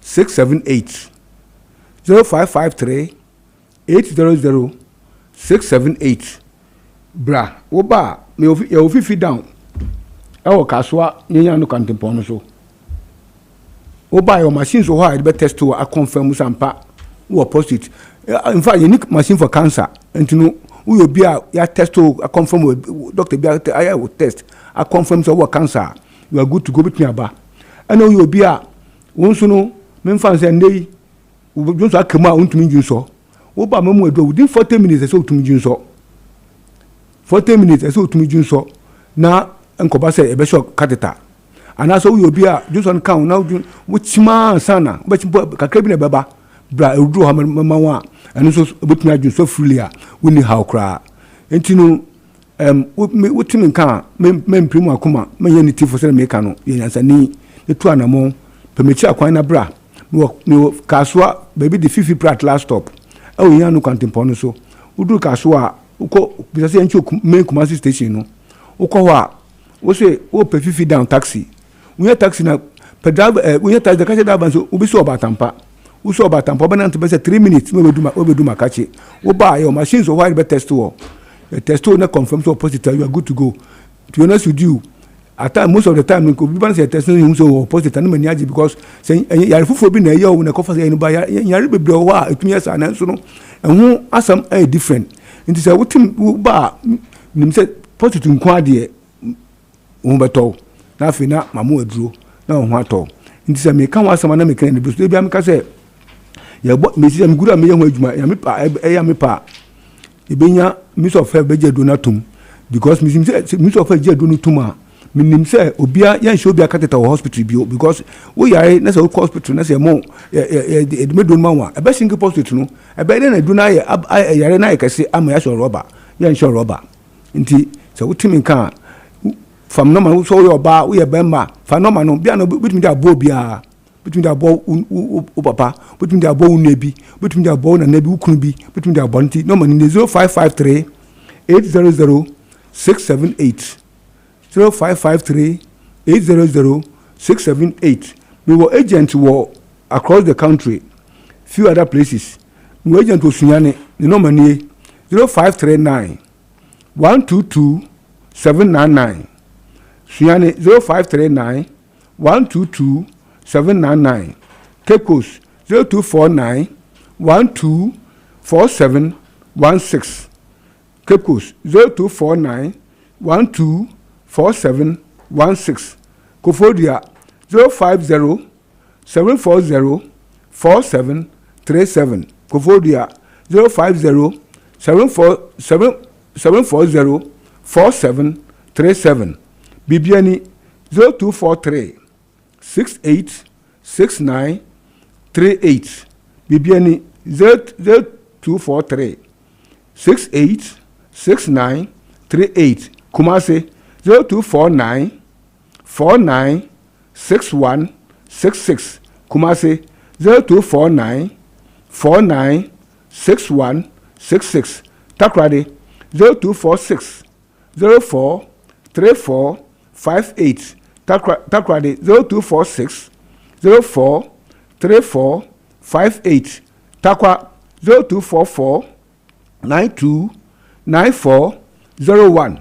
Takwa 0244 92 94 01. Borga 0242 34 87 90. Borga 0242 34 87 90. Swedro 0558 71 55 81. 05 Swedro 0558 71 55 81. Upa aha Kessben TV ewa kra. Papa bi wo down where friend Mr. Francis. Wo Newtown and I say Mfanza Accra ni the environs Adabraka Kukumimle Aveno Mumbra Hamuba be duni bi hato. Obuase 0241 93 06 25. Obuasi 0241 93 06 25. Doma hinko no manasesa.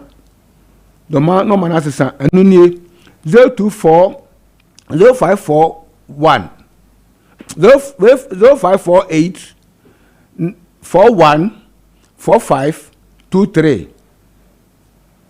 Doma hinko 0548 41 45 23. Mrs. Subio Doma 0548 41 45 23. The maker say what's our condition no more. Don't look any further. Yamiachim and Yamiadum Yacham Hedra. He said the museum brand a because I saw Catitaba, a memo drum Catitan, very simple. Within 2 weeks, obey Catitano. Say Akawayasin and lay out won't mean you saw Oba Memo drew within about 40 minutes by Junso. And I say I can't answer bra a drew cancer draw her acha 2 months say cancer session dry up now we free and no po and your prostitute pe obia we cancer of any kind bia ya me adom ye ho adura betun ye drebo anti say wotim nka okay don't look any further permechi akwan na ho beto me dem ase yes so ye da se bebre ye ne eyo batapa process center for na di en common minute to 9 am I mean go straight to circle of brass sport here na the demonstrators no more e wo ho no make a collection of unpaid teachers or more demonstration almost chassis and not paid they started almost chassis exactly 9 o'clock. Derek Befi ewo honomo de live feed no Derek Wotemenka from your brass sports is here ye ni nkomo e de na courses is teachers ni na ababedu what is really omo issue no ankasa entia omo ewo circle anopeya omo declare some person mo ye demonstration so Wotemenka mamento won kana fe yen hwe de ekoso ewo honom.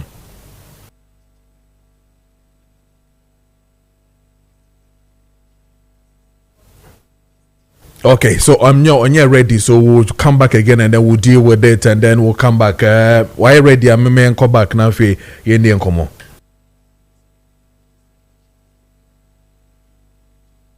What's a menka? Yeah, me ton kasi na me bisa se wo circle of brass sport hono mo ana me yendi enkomo the unpaid collection of unpaid teachers for no a demonstration no oma be sha sia no pay me yendi enkomo what is happening there on grounds is here me no kasi oma ba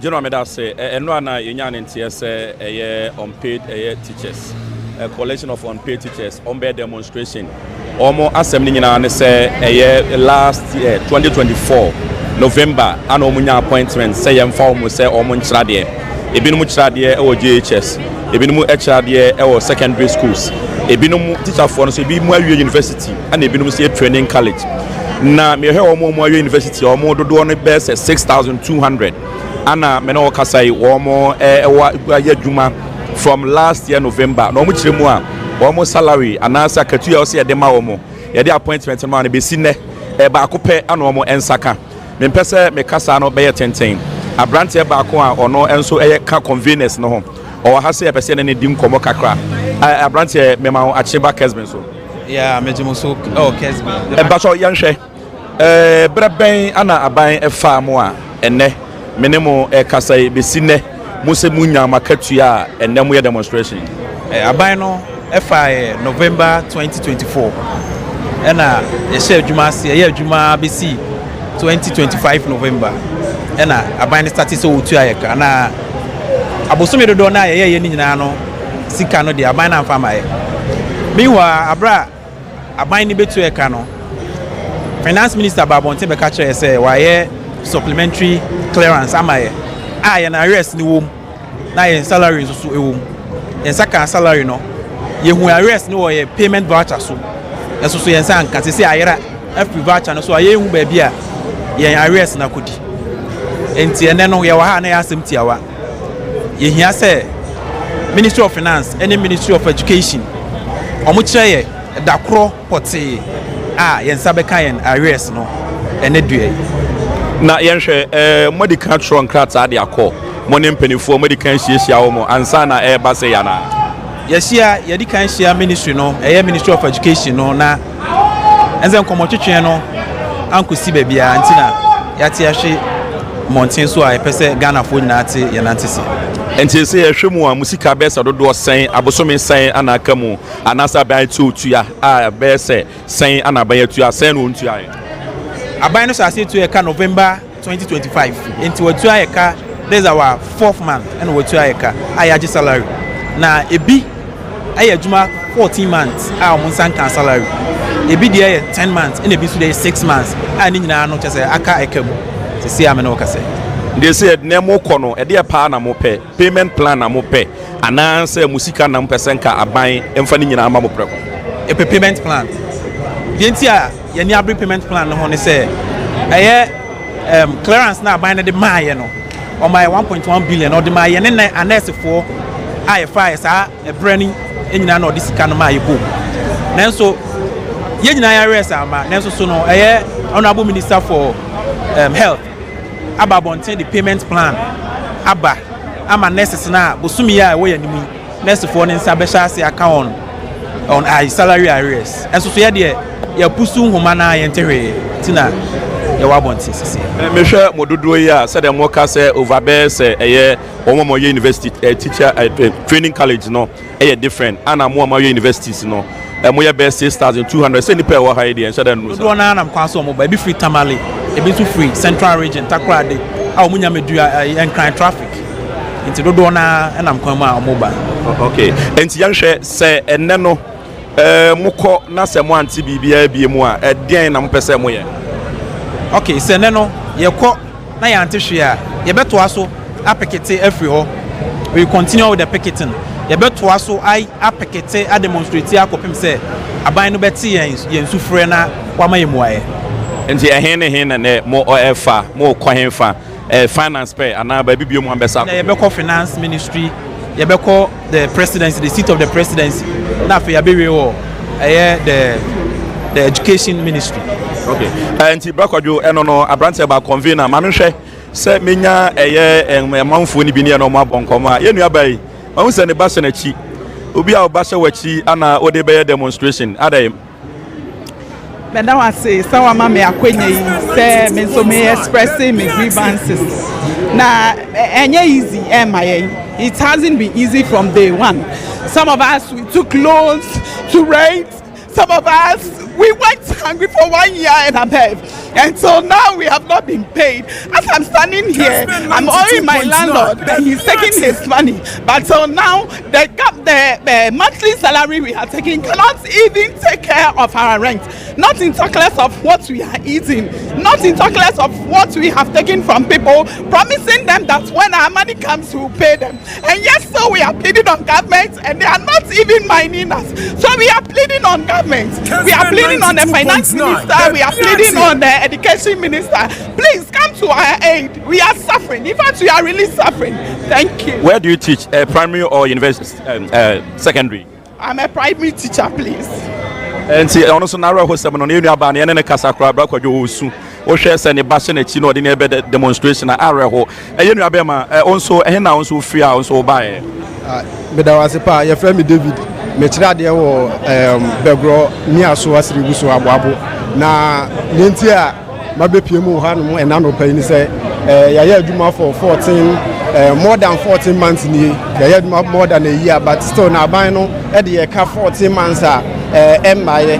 Nti enene de ani breso ana ye wo se yakasa yasuhu a yatuhu na mo ano still na yensa enkan ana onka bibia nso nkire ye yahu se wama nurse fo no payment plan nti ne yeso ye hwehwe enene se o meka bibi sa nkire o ma ye payment plan ana se o meka bibi na yehu se sika no e ka no de ye no obetimi atua enti enuti ana ne ye wa ha se mo di kan mpanifu asinkonwa mo busa o mo se de enti na o mo se maaye Medawasipa, ye nimpenifu atnase, ye nimpenifu akasa.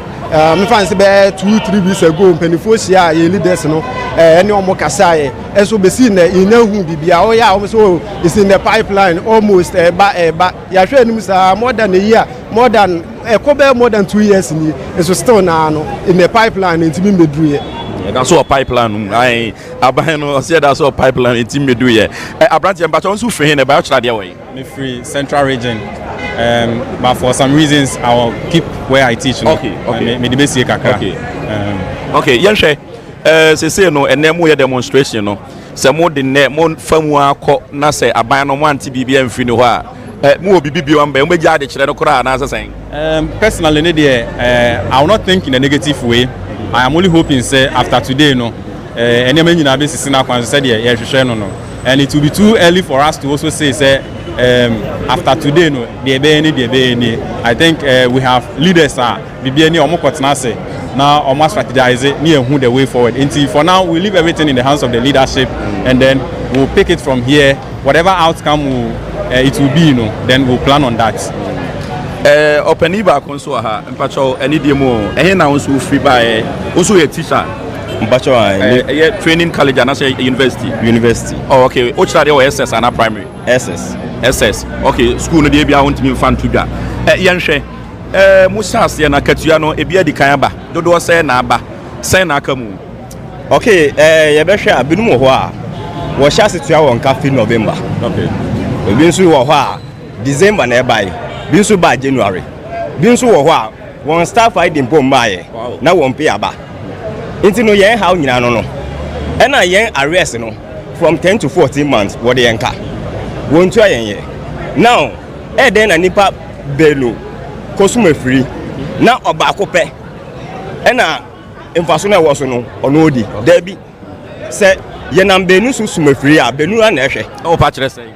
Then Tina, Yan and Nessus Funina. What fire and brave back. One want to nurture on road map, whatever straight to your car. Now, so young teacher for a dear. One boy, adding. One young saying, I'm being. And I say, yeah, no, you won't hear more mine. I don't know question. I ever say, Abani Yano, and until the young Bessia Wahano. And to say, no, I'm sure my best, I was so busy do. I call a Duba Commune and Maakye. And the saying is Abani and I dream say, Bia, Obama was swimming and son, and 9 days, I will someone. I say, more penny. Oh, yeah, penny, so far as unnecessary. Wash us over to our Nino in installments. This month, yeah, we'll be 2 months. Okay. May 3 months, June 3 months, July 3 months. Now we na young's way.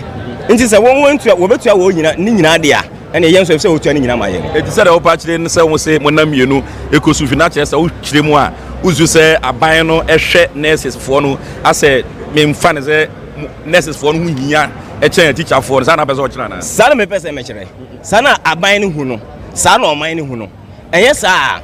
Anka nia enam suma obibeyo skenino anka wo mo yo hiani adentia so obibeyo nurse enam teacher so obibeyo doctor enam teacher so obibeyo ebia police officer enam teacher so every profession nemo no ne enam sumo no ema those kind of professions efumu ba no sa profession mo no we ni ama sa profession e teaching profession njade ntina say ba na sa nemo won kan say yen ebia yen tumi mfas kan enkwa akon na mo ye yotumi de yano ene yensa ye chalk anamaka akwa akon developed countries no o share developed countries now wonim the benefits of teacher and then wonim the importance of teaching and into one for teachers in the agree esan say yen nyina teachers for ye ba akon say ye ko kire mo fra ne say hello pray what the nua aduane a mo fra no so beja atum and they believe in their teachers.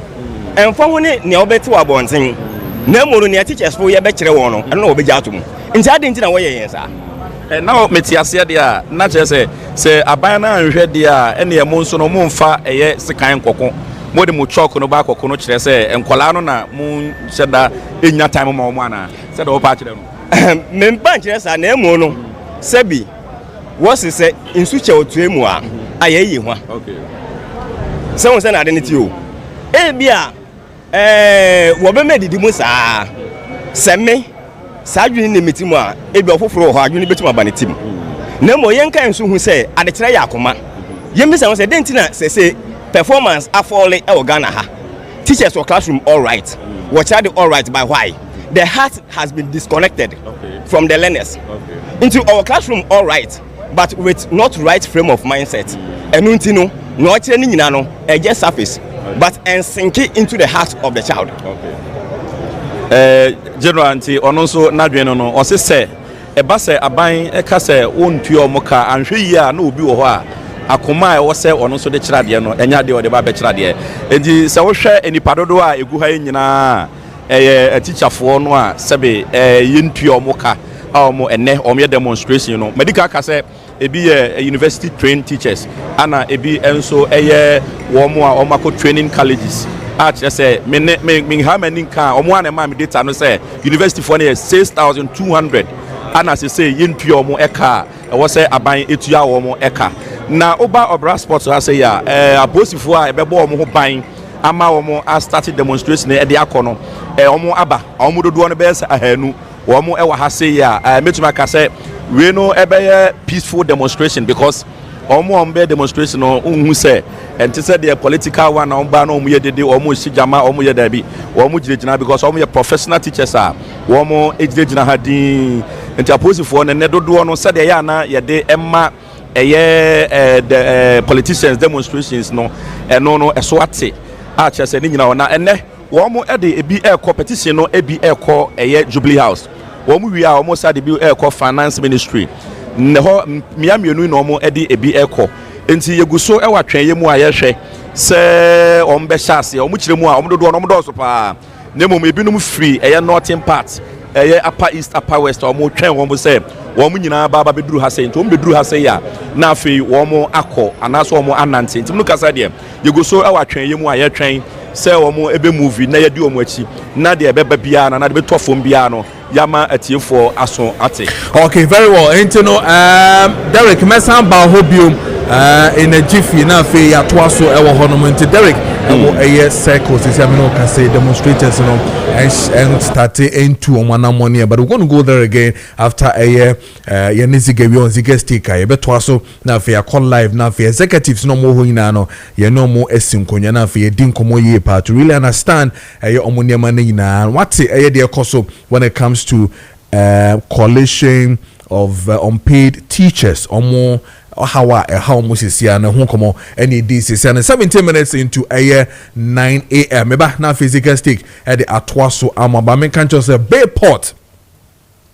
Bayport I mean can just almost fix deposit no muku so eye ho adwuma eno nti no wo a wo pese wo ye fix deposit ni bi no esafata say wo ni eye Bayport financial services for eye adwuma na omo understand the test of time omo tumi eye adwuma we a ache yie pa eno nti no so no omo eye say adwuma we a enstro embohu esane say omo edibem omo adwuma no eso ni yie pa ehonom na wo ye fix deposit say bosomi miensa bosomi nsia anasa fe ba ko dia o returns anasa profit obenya usika no so de edoso ye pa and 95,000 and above and abetumi any Bayport financial services for akwakudi nkomo na afi ma ye fixed deposit ni bi na ebebo ye pa into no ye nentem na woni eye empanyifo mo fix Bayport financial services for enkodi enkomo ora imano boni any panyino da Bayport financial services ano and into no enkodi nkomo the number no 024 153283 0245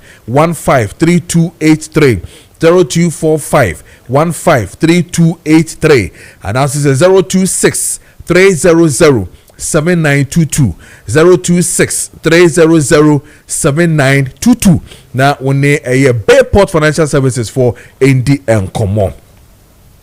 Sasa na meka cho say Yom Herbal Lotion say men kan cho say a lotion sonkwa FDA for agiatumo and no wo rheumatism pain, so pain from stroke, or sciatica pain, stomach cramps, inflammation in the body, and face no over injury, what and as a tissue damage, and also muscle tension and also overuse muscles, or nerve problems, so slip disc and waka I'm a pain no ano de ye pa dia Yom Herbal Lotion and now here I bet me a boy ye pa na Yom Herbal Lotion e dro so nkwa de here ne say we de betwitwi so keke o se fatwitwi na we de twitwi so a bibia ebekọ yie ama wo pensi ni nyina no ebete akọ eno tie ne ntame na kope bito ye no ma ye wo stress and afi so no emotional strain nyina no ye no ma ye ku cold and afi so no ye wo issues has to do with pain bia no ye nko Yom Herbal Lotion Yom Herbal Lotion na yenkope binto ewo pharmacy and I feel so yeah pharmaceutical shop bia wonsa beke herbal shop bia so no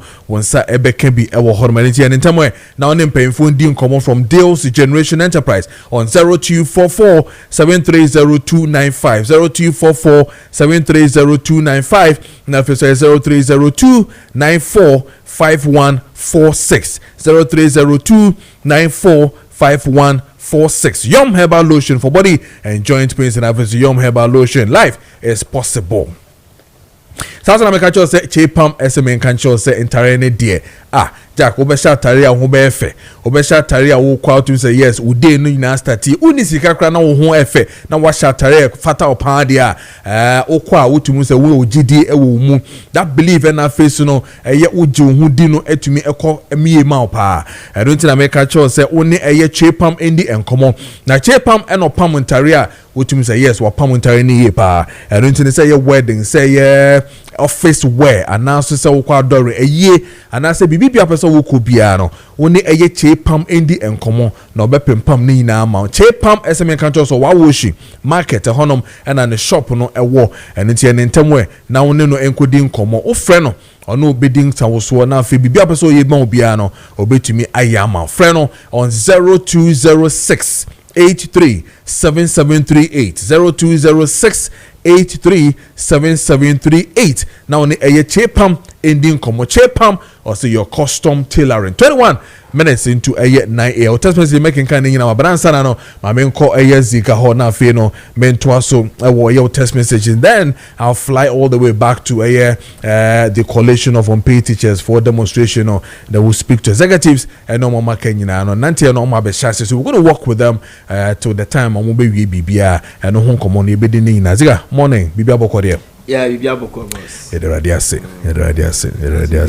eradia don kakra eguso a and then oh my yes I took my time time I was interviews in I monitored you but you see Ura Nanakwesi our National Democratic Congress chairman yes or say Dr. Matupoku Prempe Napo chairman on energy minister no what the engineers be by Kumasi Ashanti region na sa engineers no suspect say almost sabotage aban no enti or qualify for reshuffle and manimu yai say o ma reshuffle sa nkofo no a ebetimi a create problem e dia ma no you go say no kwa Ashanti region it looks like say Doomsona start Ashanti region.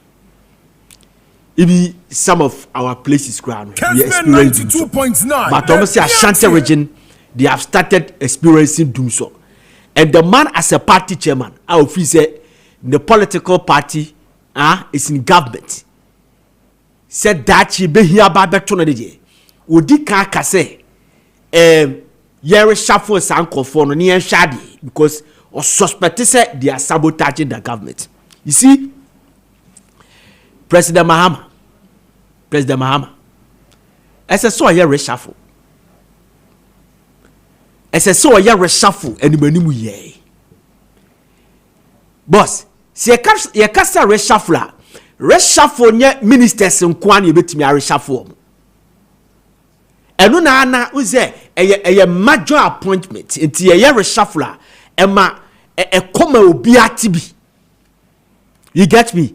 Because high profile personalities and sometimes your mom ministers, high profile politicians and your mom ministers obu okra onyi din but the moment obaba be minister no start gidi eti people monitor him eti the moment ye be reshuffle no na akwa ne kasa.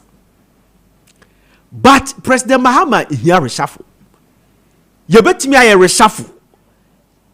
Political appointments like chief executives and the district chief executives. We need time.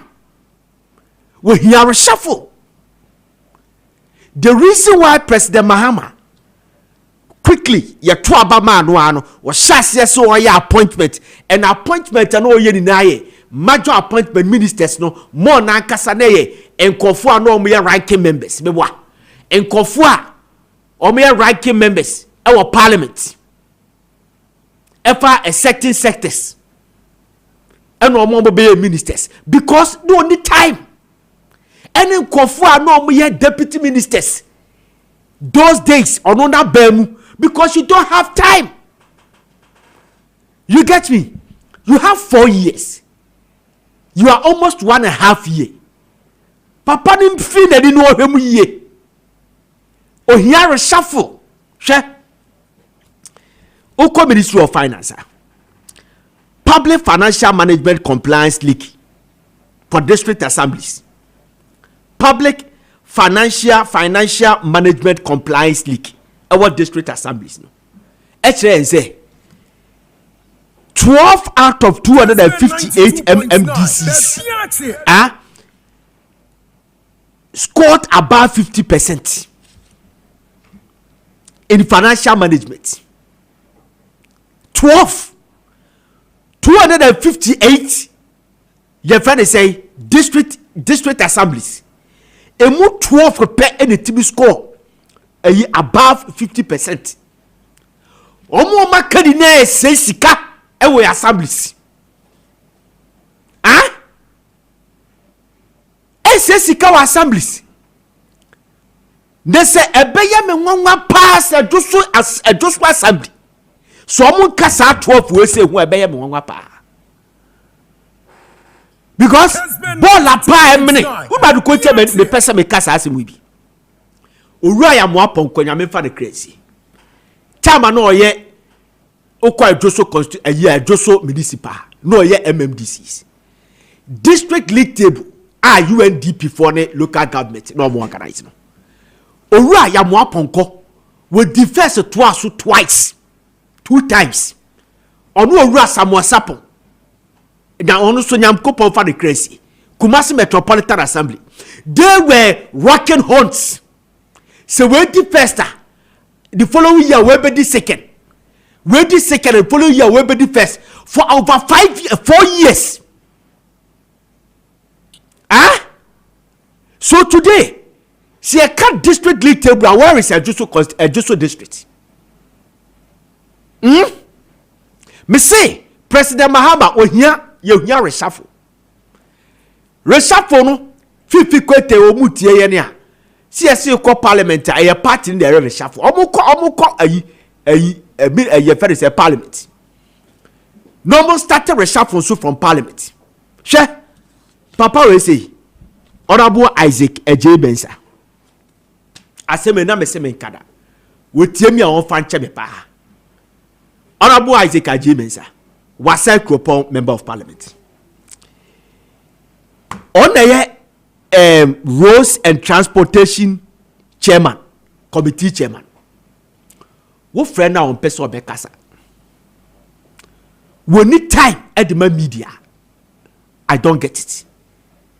And yet by force till you say asamba now for transport a year transport committee say chinchina or kasa but media engagement no aba beka omaduma ho meboa and the parliament be the the minority will call them the media no ma come some their trom today ministers and media engagement accountability series.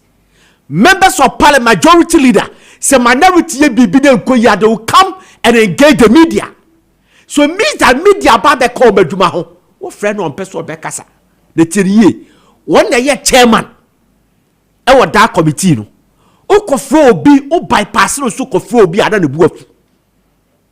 When you I'm passing this information to him say on one party for committee no no the committee members of club and the the committee members are not happy with him because bypass no na kofro obia or problem o for no so person bekasa na pe chairman na wa jere oje yede ese se reshuffle ko enkoje to me na mfanya ade a ebe ma abai na ko opposition papa bi e fa na yi Dr. Nsiasare so Dr. Nsiasare former Konfanache chief executive also an advisor on the health or the presidency. Yes. Akufo-Addo time. Yes. Special advisor to the president on health. Yes. When you say me sure passes NPP ba power I saw me I don't get it. Are they? Me bow. Owura kando ababeye press conference. Or agenda 111 was. You brought the idea of agenda 111 and an Akufo-Addo this one. What can one or more supervise? Me boy. Ghana had time and people who are them. When you agenda 111 and you be the first person to speak. Today party now bo position. You can't agenda 111 was a papa in person or bekasa. Ade. On kadem. On kadem. Me bow. Then I feel no Maakye kasa. Amasamai to Pokiasu to Amasamai. Equina a story.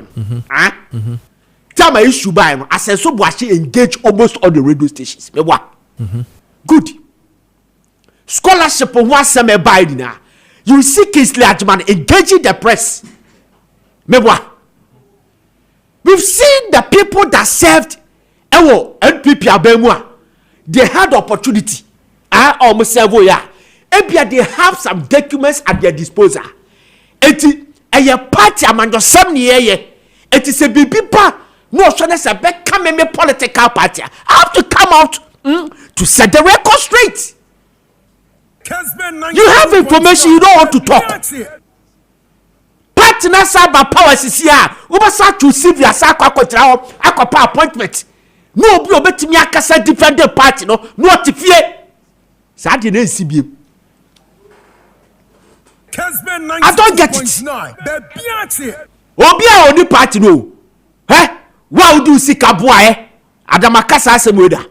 Why would you see Kabua political party? I was no, you know, master them. How do you see Kabua? Do I did the fuel? Na what day? The Diane, na home, a cocotina radio sweetium, a ton party, the news wadi who the bank for a defended party, na my party, the bar power. Added your no, want to be Casawodi Sika or Beko rally. I added to numbers. Near shoot to confor before him. Ya won't confor Sika before him. Mudi na mu ya pet. Obia sin obia. Obia sin obia. Ajada 111 obia ni swade hunu no bebwa. Wona wo heade. Nipa ye press conference. Ye why your political party? Something be taken out of your political party. Ye flower of semen kasa. Huh? Wumi amo kasa tu hunu. Wumi amo kasa tu hunu. Kessben 92.5. Bebiati. And then call for your press conference to hunu. Health ministry, health.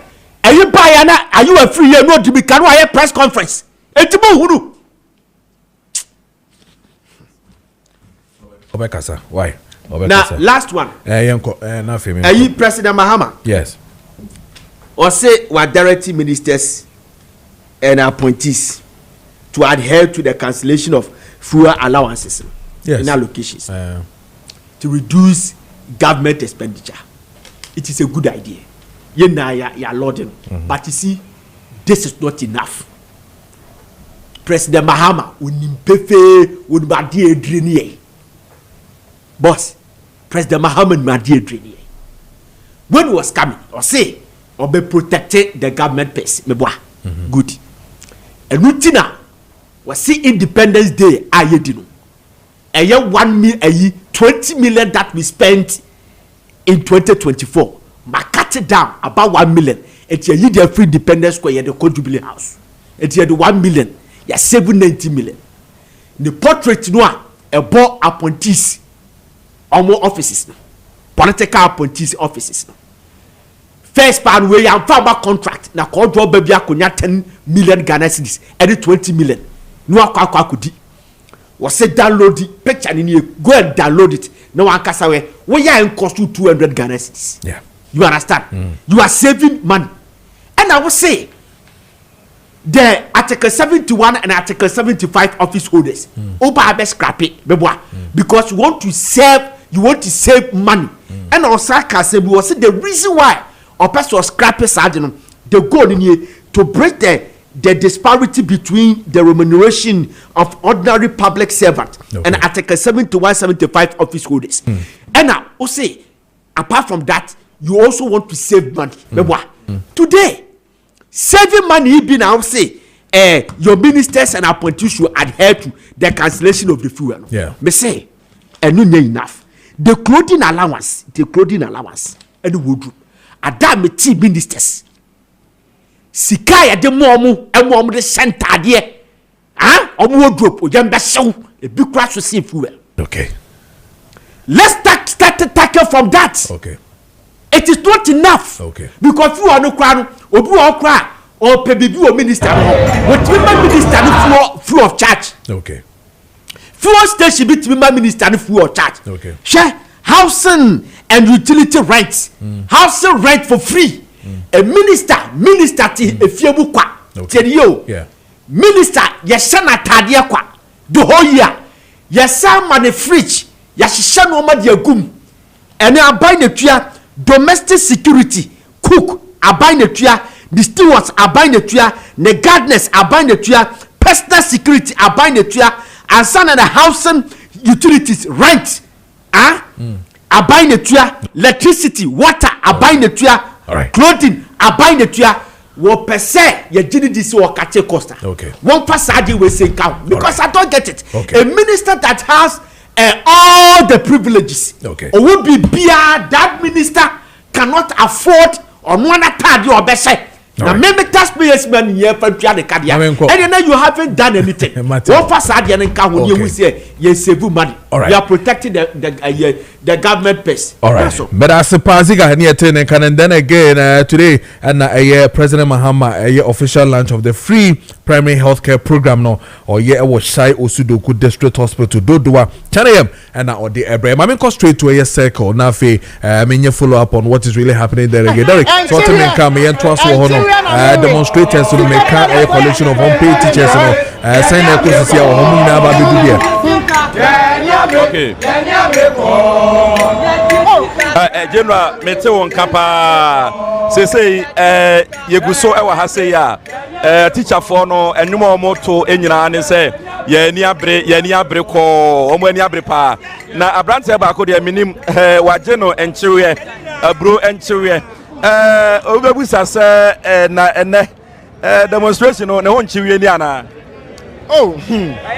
one say akom de wa nyawo sabato su bia no na udi akom ana ma akoto nchiwe misika ka me hu nyina 20 series ana me de 5 series akoto nchiwe akwe me de be lorry fare asia ko back enti sika nkasa mini bi adan mini bi anu nie nchiwe anu nie boss enti wey ma wini kakra sa kopinsa be 12 me win kakra ka se about 12 na ma kope enso kakra no maguso na ma me ya ba sa na metimi agira mu the whole day enya sa salary abai almost asa ya nipa de ka eka ya de ka bebre eka twa ya hu bebre asia eka twa hu asia enti ya adwuma kwa almost 18 months boss 18 months na se one city kura se unya bia can you imagine me ba bia meti but I meet me free school no a day be I'm spending 25 cities. Okay.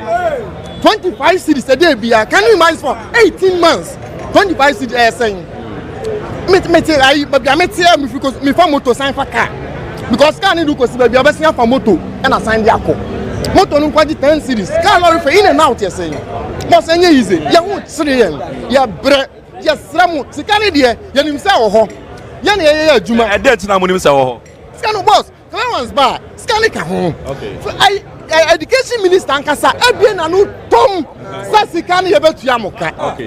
Boss, 1.1 billion. Boy, Ghana City so. And now, boss, or see cabinet approval. Sorry. Messi, Abasa young country teachers worker with all arrears. Ever seen next is for your money, but education teachers for the year. Brakwajo, enti wo hwe omo placards ni bia o say 1.1 billion cabinet approve ye no sika no ewo henfa mo fa ma yen ebi nso obi nso say o say delay salaries and deny dignity teachers and also ewa ha say and I say we shape minds and daily do not neglect those who build the nation pay our salary now arrears now and also ewa ha ba kon so ami hu yan so I say Mahama ode yeka oni ato ode yeka and also ewa ha we so say enough is enough this punishment and injustice must end today teachers lives matters okay and also ewa ha say ya we so ewa ha say ya tuba ha say ya omo ani abre papa omo abobo dangers ni ade a omo ani abre ma menhwe abrante ba ko ni die mu pacho wo kira de wo university secondary na primary okay wo kira de wo secondary ya hwe you say wo sen na won saka abosom ne sen na won saka wo de Busumi arrest no sen na won saka wo de do say 10 months no 10 months mpacho ane ana mensanka ye oh okay no kure te say no mu free ha mo be call finance ministry na ma call Jubilee House education ministry ho na nkasa de me hu say mo yi ne mo ko ho ade medical ko dada na yɛdi kan kɔ hɔ letters nso de yɛasɛ bi ɔmo nyinaa but ɛyɛ den a yɛbɛsa afa hɔ biom ɛnum bɛsa afa hɔ mpatwɔ ano yɛbɛfa hɔ. Okay. Na mo church letters no sɛn na mo kɔɔ yɛ anaasɛ mo mpanyinfoɔ no kɔɔ yɛ no wɔn mo ne wɔn sisi nkonnwa no sɛn na mo teɛ sɛn na mo bɛka kyerɛ mo. In fact ɔmo hyia yɛ leaders na ne ɔmo yɛ den edidi nkɔmɔ ama ɔmo ka so yɛn ka yakoma nyɛ den ntu yɛ mu nti na ɔmo yɛ den ɔmo yɛ bibi afa ho ba yɛatena se ahwɛ but still ɛnyɛ den ɛmba ɛna ma ndɛ nhun sɛ yɛayɛ den yɛto yɛn ho ayɛ den agu abɔnten sɛ dabi bɔhyɛ na ɔmo hyɛ yɛn no akyɛ nsɛm na ɔmo ka yɛn no dadaada yɛnyɛ den yɛn ti hwee nti ndɛ de yɛn ankasa yɛ den yɛ tie si kurom ne yɛ den yɛn ne ɔmo akɔ yɛ den akɔtena se ayɛ den aka yɛ sɛ ne ɔmo signal sɛ in fact assistant na yɛwɔ mu no emu yɛ den ma yɛ yɛmu bi yɛdede ka yɛmu bi akɔgye loans kyɛ sɛ nsɛm bebree efie wura nso yɛde etu yɛ mfa hwɛ yɛn nyinaa yɛka se yɛka yɛbɛka bebree nti yɛsrɛ wɔn ɔmo deɛ yɛyɛ wɔn wɔ ne sɛ ɔmo nso ɔmo ma yɛ payment plans ɛna ɔmo ma yɛ nurses foɔ no ɔmo ma yɛ bi pɛpɛɛpɛ ne yɛne nurses foɔ no ana yɛ dɛ ɛna ɛhyɛ aseɛ na ade nti na ɔbɛyɛ dɛ ɔbɛma nurses foɔ payment plan no ayɛ dɛ no wɔgya teachers foɔ daabi yɛnti aseɛ yɛmpene nti yɛsrɛ wɔn aban ne nimpanyinfoɔ nyinaa yɛsrɛ mo ɔmo nso ɔmo ma yɛ teacher for payment plan me da ase. Abrante mame hwɛ wohwɛ wɔyi a plaque ekuta wa kan mame na kyerɛ maseɛ. See, we shape minds daily. Do not neglect those who build the nation. Pay our salary arrears now. Aseɛ ne sɛ. Deɛ kyerɛ ne sɛ yɛ ɛna ɔman no egyina yɛ so yɛ ne yɛ nkora daakye ɛne nkora no yɛ ne yɛ kyerɛ ɔmo adeɛ ɛma ɔmo bɛnyini ɛbɛ bɛyɛ president ɔmo bɛnyini ɛbɛ bɛyɛ ministers no. Nti ɔman no yɛ ne yɛ dɛ ekuta yɛ ne yɛ build ɔman no nti ɛdɛn na obi a ɔbuild ɔman ɔman na wɔkyerɛ no nti deɛ kan nyinaa ne sɛ sɛ ɔman ntua yɛ ka ɛbɛ akra no 1+1 ɛbɛ kan 11 ɛba saa yɛn fa wɛ build ɔman nti sɛ ɔmo pɛ sɛ ɔman deɛ etimi build ne yɛ a ɔmo ntua teachers ka. ɛba ne sɛ yɛ ayɛ ana wote hɔ a wotumi nu ho sɛ wokɔfa teacher adwuma no ana. ɛnokorɛ paa first ne yɛ de passion yɛwɔ college na yɛ de passion ɛba bɛwura adwuma no mu sɛ obi akyerɛ adeɛ ama yɛn nso aba bɛyɛ teachers a yɛba ne yɛn nso yɛ de passion ɛba bɛkyerɛ adeɛ ɛba passion without salary passion without money no ɛsɛ ɛni hɔ wobɛda akyerɛ adeɛ wɔ abrɛkɔ ɛkɔm de empty stomach nti ɛsɛ ne deɛ passion no sɛ ɔma ntua yɛka passion no ɛfiri yɛ mu na anhwɛ yie a ɛbɛduru mu ebi no ɔmo bɛkɔ akɔbɔ bosea akɔpɛ nkɔfo yi ansa ɔmo aba bɛkyerɛ adeɛ yɛnyɛ teachers because ɛmɛburu no nyinaa ɛlusi interest sɛ wɔ teaching job ni mu ana teaching profession ni mu enti sɛ yɛntua yɛkɛ bɛ akra no yɛn nyinaa yɛbɛtu kwan anaasɛ yɛbɛpɛ adwuma foforɔ ayɛ na ɔman na yɛbɛbuild ne sɛ ti wei ɛyɛ warning a yɛde ma mpanyinfoɔ no ɔmo nhwɛ na ɔmo ntua yɛka. Aberanteɛ baako wɔ ha ne plaque ekuta no ɔsɛ we thought our teacher union would rescue us but it has proven otherwise. Adai teacher union no omo nka bi mamo ana only CCT that is Kenali enko ana yate ne nka sɛ wayɛ press conference baako deɛ yɛyɛ hunu no baako address ye issue no but aside CCT and the president Kenali yɛnti bibia biem yɛnti hwe and we know that communication is the key ade yɛ yakura ne sɛ yɛ fa yɛ eja nurses. But in this case, nurses yama salary arrears plan. Teachers, yente say you be fee, say you fee, say this kabe maye, say for arrears maye, yenim she, yenim yeko. And we are disappointed in. Okay, so Mesai Abba Derek Obium Nafi Yatwaso our honor with the unpaid salary teachers, coalition of unpaid teachers, Yabetwaso our honor because we're going to be with them to the time on my present petition in Nafi Yatwaso our honor. It is almost 9:45. Me we Nafi Yanshe Yabeti me I this one says happy day, bad day to Brella of being a Siedu. You're 1 year today. Brella of being a Siedu. Happy birthday to you. And then a happy birthday to you. Vanessa Mensa. Vanessa, happy birthday to you. Waiting for the party. Vanessa, happy birthday to you once again. And then a happy birthday to Ajua Sticky. Happy birthday to you, Ajua. God bless you. Happy birthday to you. And then a happy birthday to you, Nanaya Ifa. Happy birthday to you. Also, lunch. Happy birthday to you, Nanaya. God bless you. And a happy birthday to you, my man, DJ Sahine, the best city DJ.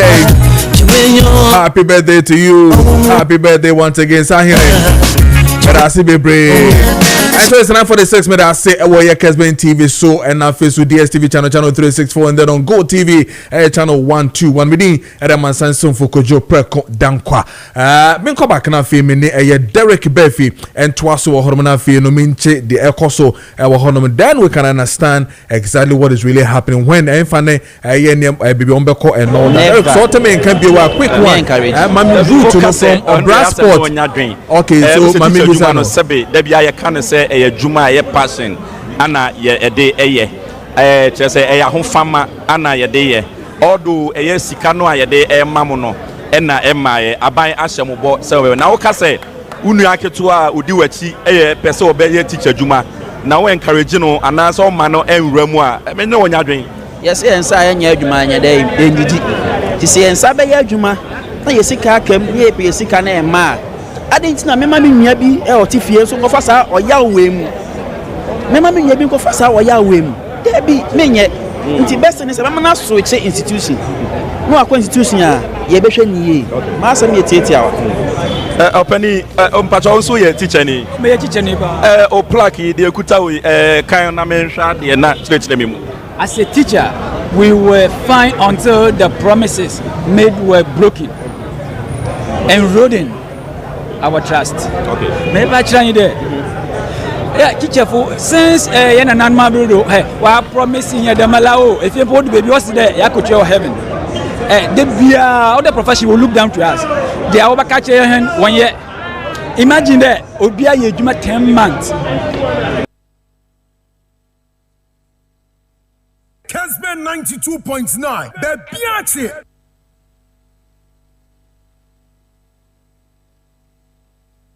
Okay, me shena yensa akadari biom na fe ya toss because we want to understand route ni sisi omo fi obra sport sisi na omo be fa himfa no makwa himfa first no mo wie e wa himfa. We're going to deal with all those ones na fe ya toss so e wo honom the coalition of unpaid teachers teachers no omo demonstration. Derek yen toss wo honom. Hako ben kuma nurses for no am time I would watch you ka ye hwe nyima de ye so nje ye botwon de ye minister obaka dem asem bia kire yanti bibi adam ye twa no ma wo ho yanti bibi adam na fie ye hu de this month ya nurse for no obeje ope na ye we hia ma we hu de ye nyo okamafo ye kana ye demonstrations a na ye mpenfo so wo kan ya hye enti na do ya ba bonti ye be size ya all right ye all right de ye adwuma na ye adwuma so all right so san so twen ya kawo enti oni ntina ya ban enti ne ye ko finance ministry ye ko president no ona na ma ye ona so no fa ya adwuma enti ye ko na fie ye de ye akusam ye da katuna nyim enti me pan de won fa dia o fa tan bia mfa man enti general me na ka sai afi na ye teacher for no wo mo ebe movie na ene roots a wo mo use ananse ye de ama wo mo se wo mo eni eso ananse omo emfa no eye me no kasa if you brass sport a wo de wani kirem te se nia wo ko eye Kanda highway na e ho route no ana ye use a wo say finance ministry ni e ko finance ministry first ye free wa afi so na yakọ eye Jubilee House na afi ye de aba wie e wo education said de omo e kan no eti me no kasa de afi na ye movie a aposifo edi womo anim ene womo nchemu na womo atumi ene yen atumi akọ eboko enti me no kasa de general afi na ye movie na metimi akase bibibia de na kwa mu a enwuma womo ebo ene asembia dibone kwabna kwa dunum ana womo de ahyemu a womo bo asembi adibone enti ese da teacher for no ya na me no kasa yi womo edi asa no a womo esu no anti abrante no wi aburo no na odi aburo no ya action sana na mega demonstration eno ana say e wa ha say ya sabre yi womo ge eti ai ono abrante no wi aburo na asembia di bone na aburo no asane bagim ya oya no wayi kakra na odi atuna num oya no wayi kakra na ɔde ato no ma sɛ bi aguna no eti enwom na ɔde ɛsa no eti general me na wo kasa de afe na ye mubu alright eye obra sports na fe yakɔ eye finance ministry na yakɔ jubilee house na fe almost say ombeko education ministry na mo say eno nka ho bade say omo ombeko eho na also omo de letter no second one asakɔ esan say omo chire mu akɔ dada wa ha na betuma ka say aposifo wa ha dodo a omo bɔ ban say bibia bɛyɛ asumdue mu ama yakɔ akoduro yɛda se yɛbɛkɔ so ahwɛ anim sɛ asto bi bɔ medu bia no so no yɛde ho report ne de aka nyinaa no ɛbɛbrɛ ɛyɛ atifoɔ na afei so ahwɛfoɔ nyinaa ɛwɔ yɛ Kessben 92.9 FM ɛwɔ Accra ɛna afei so Kessben TV so obi bia bɛte deɛ ɛkɔ ɛne deɛ ɛbɛnyina so afei no ma bɛhyɛ aseɛ na ɔmo tu ɔmo nan no ɔmo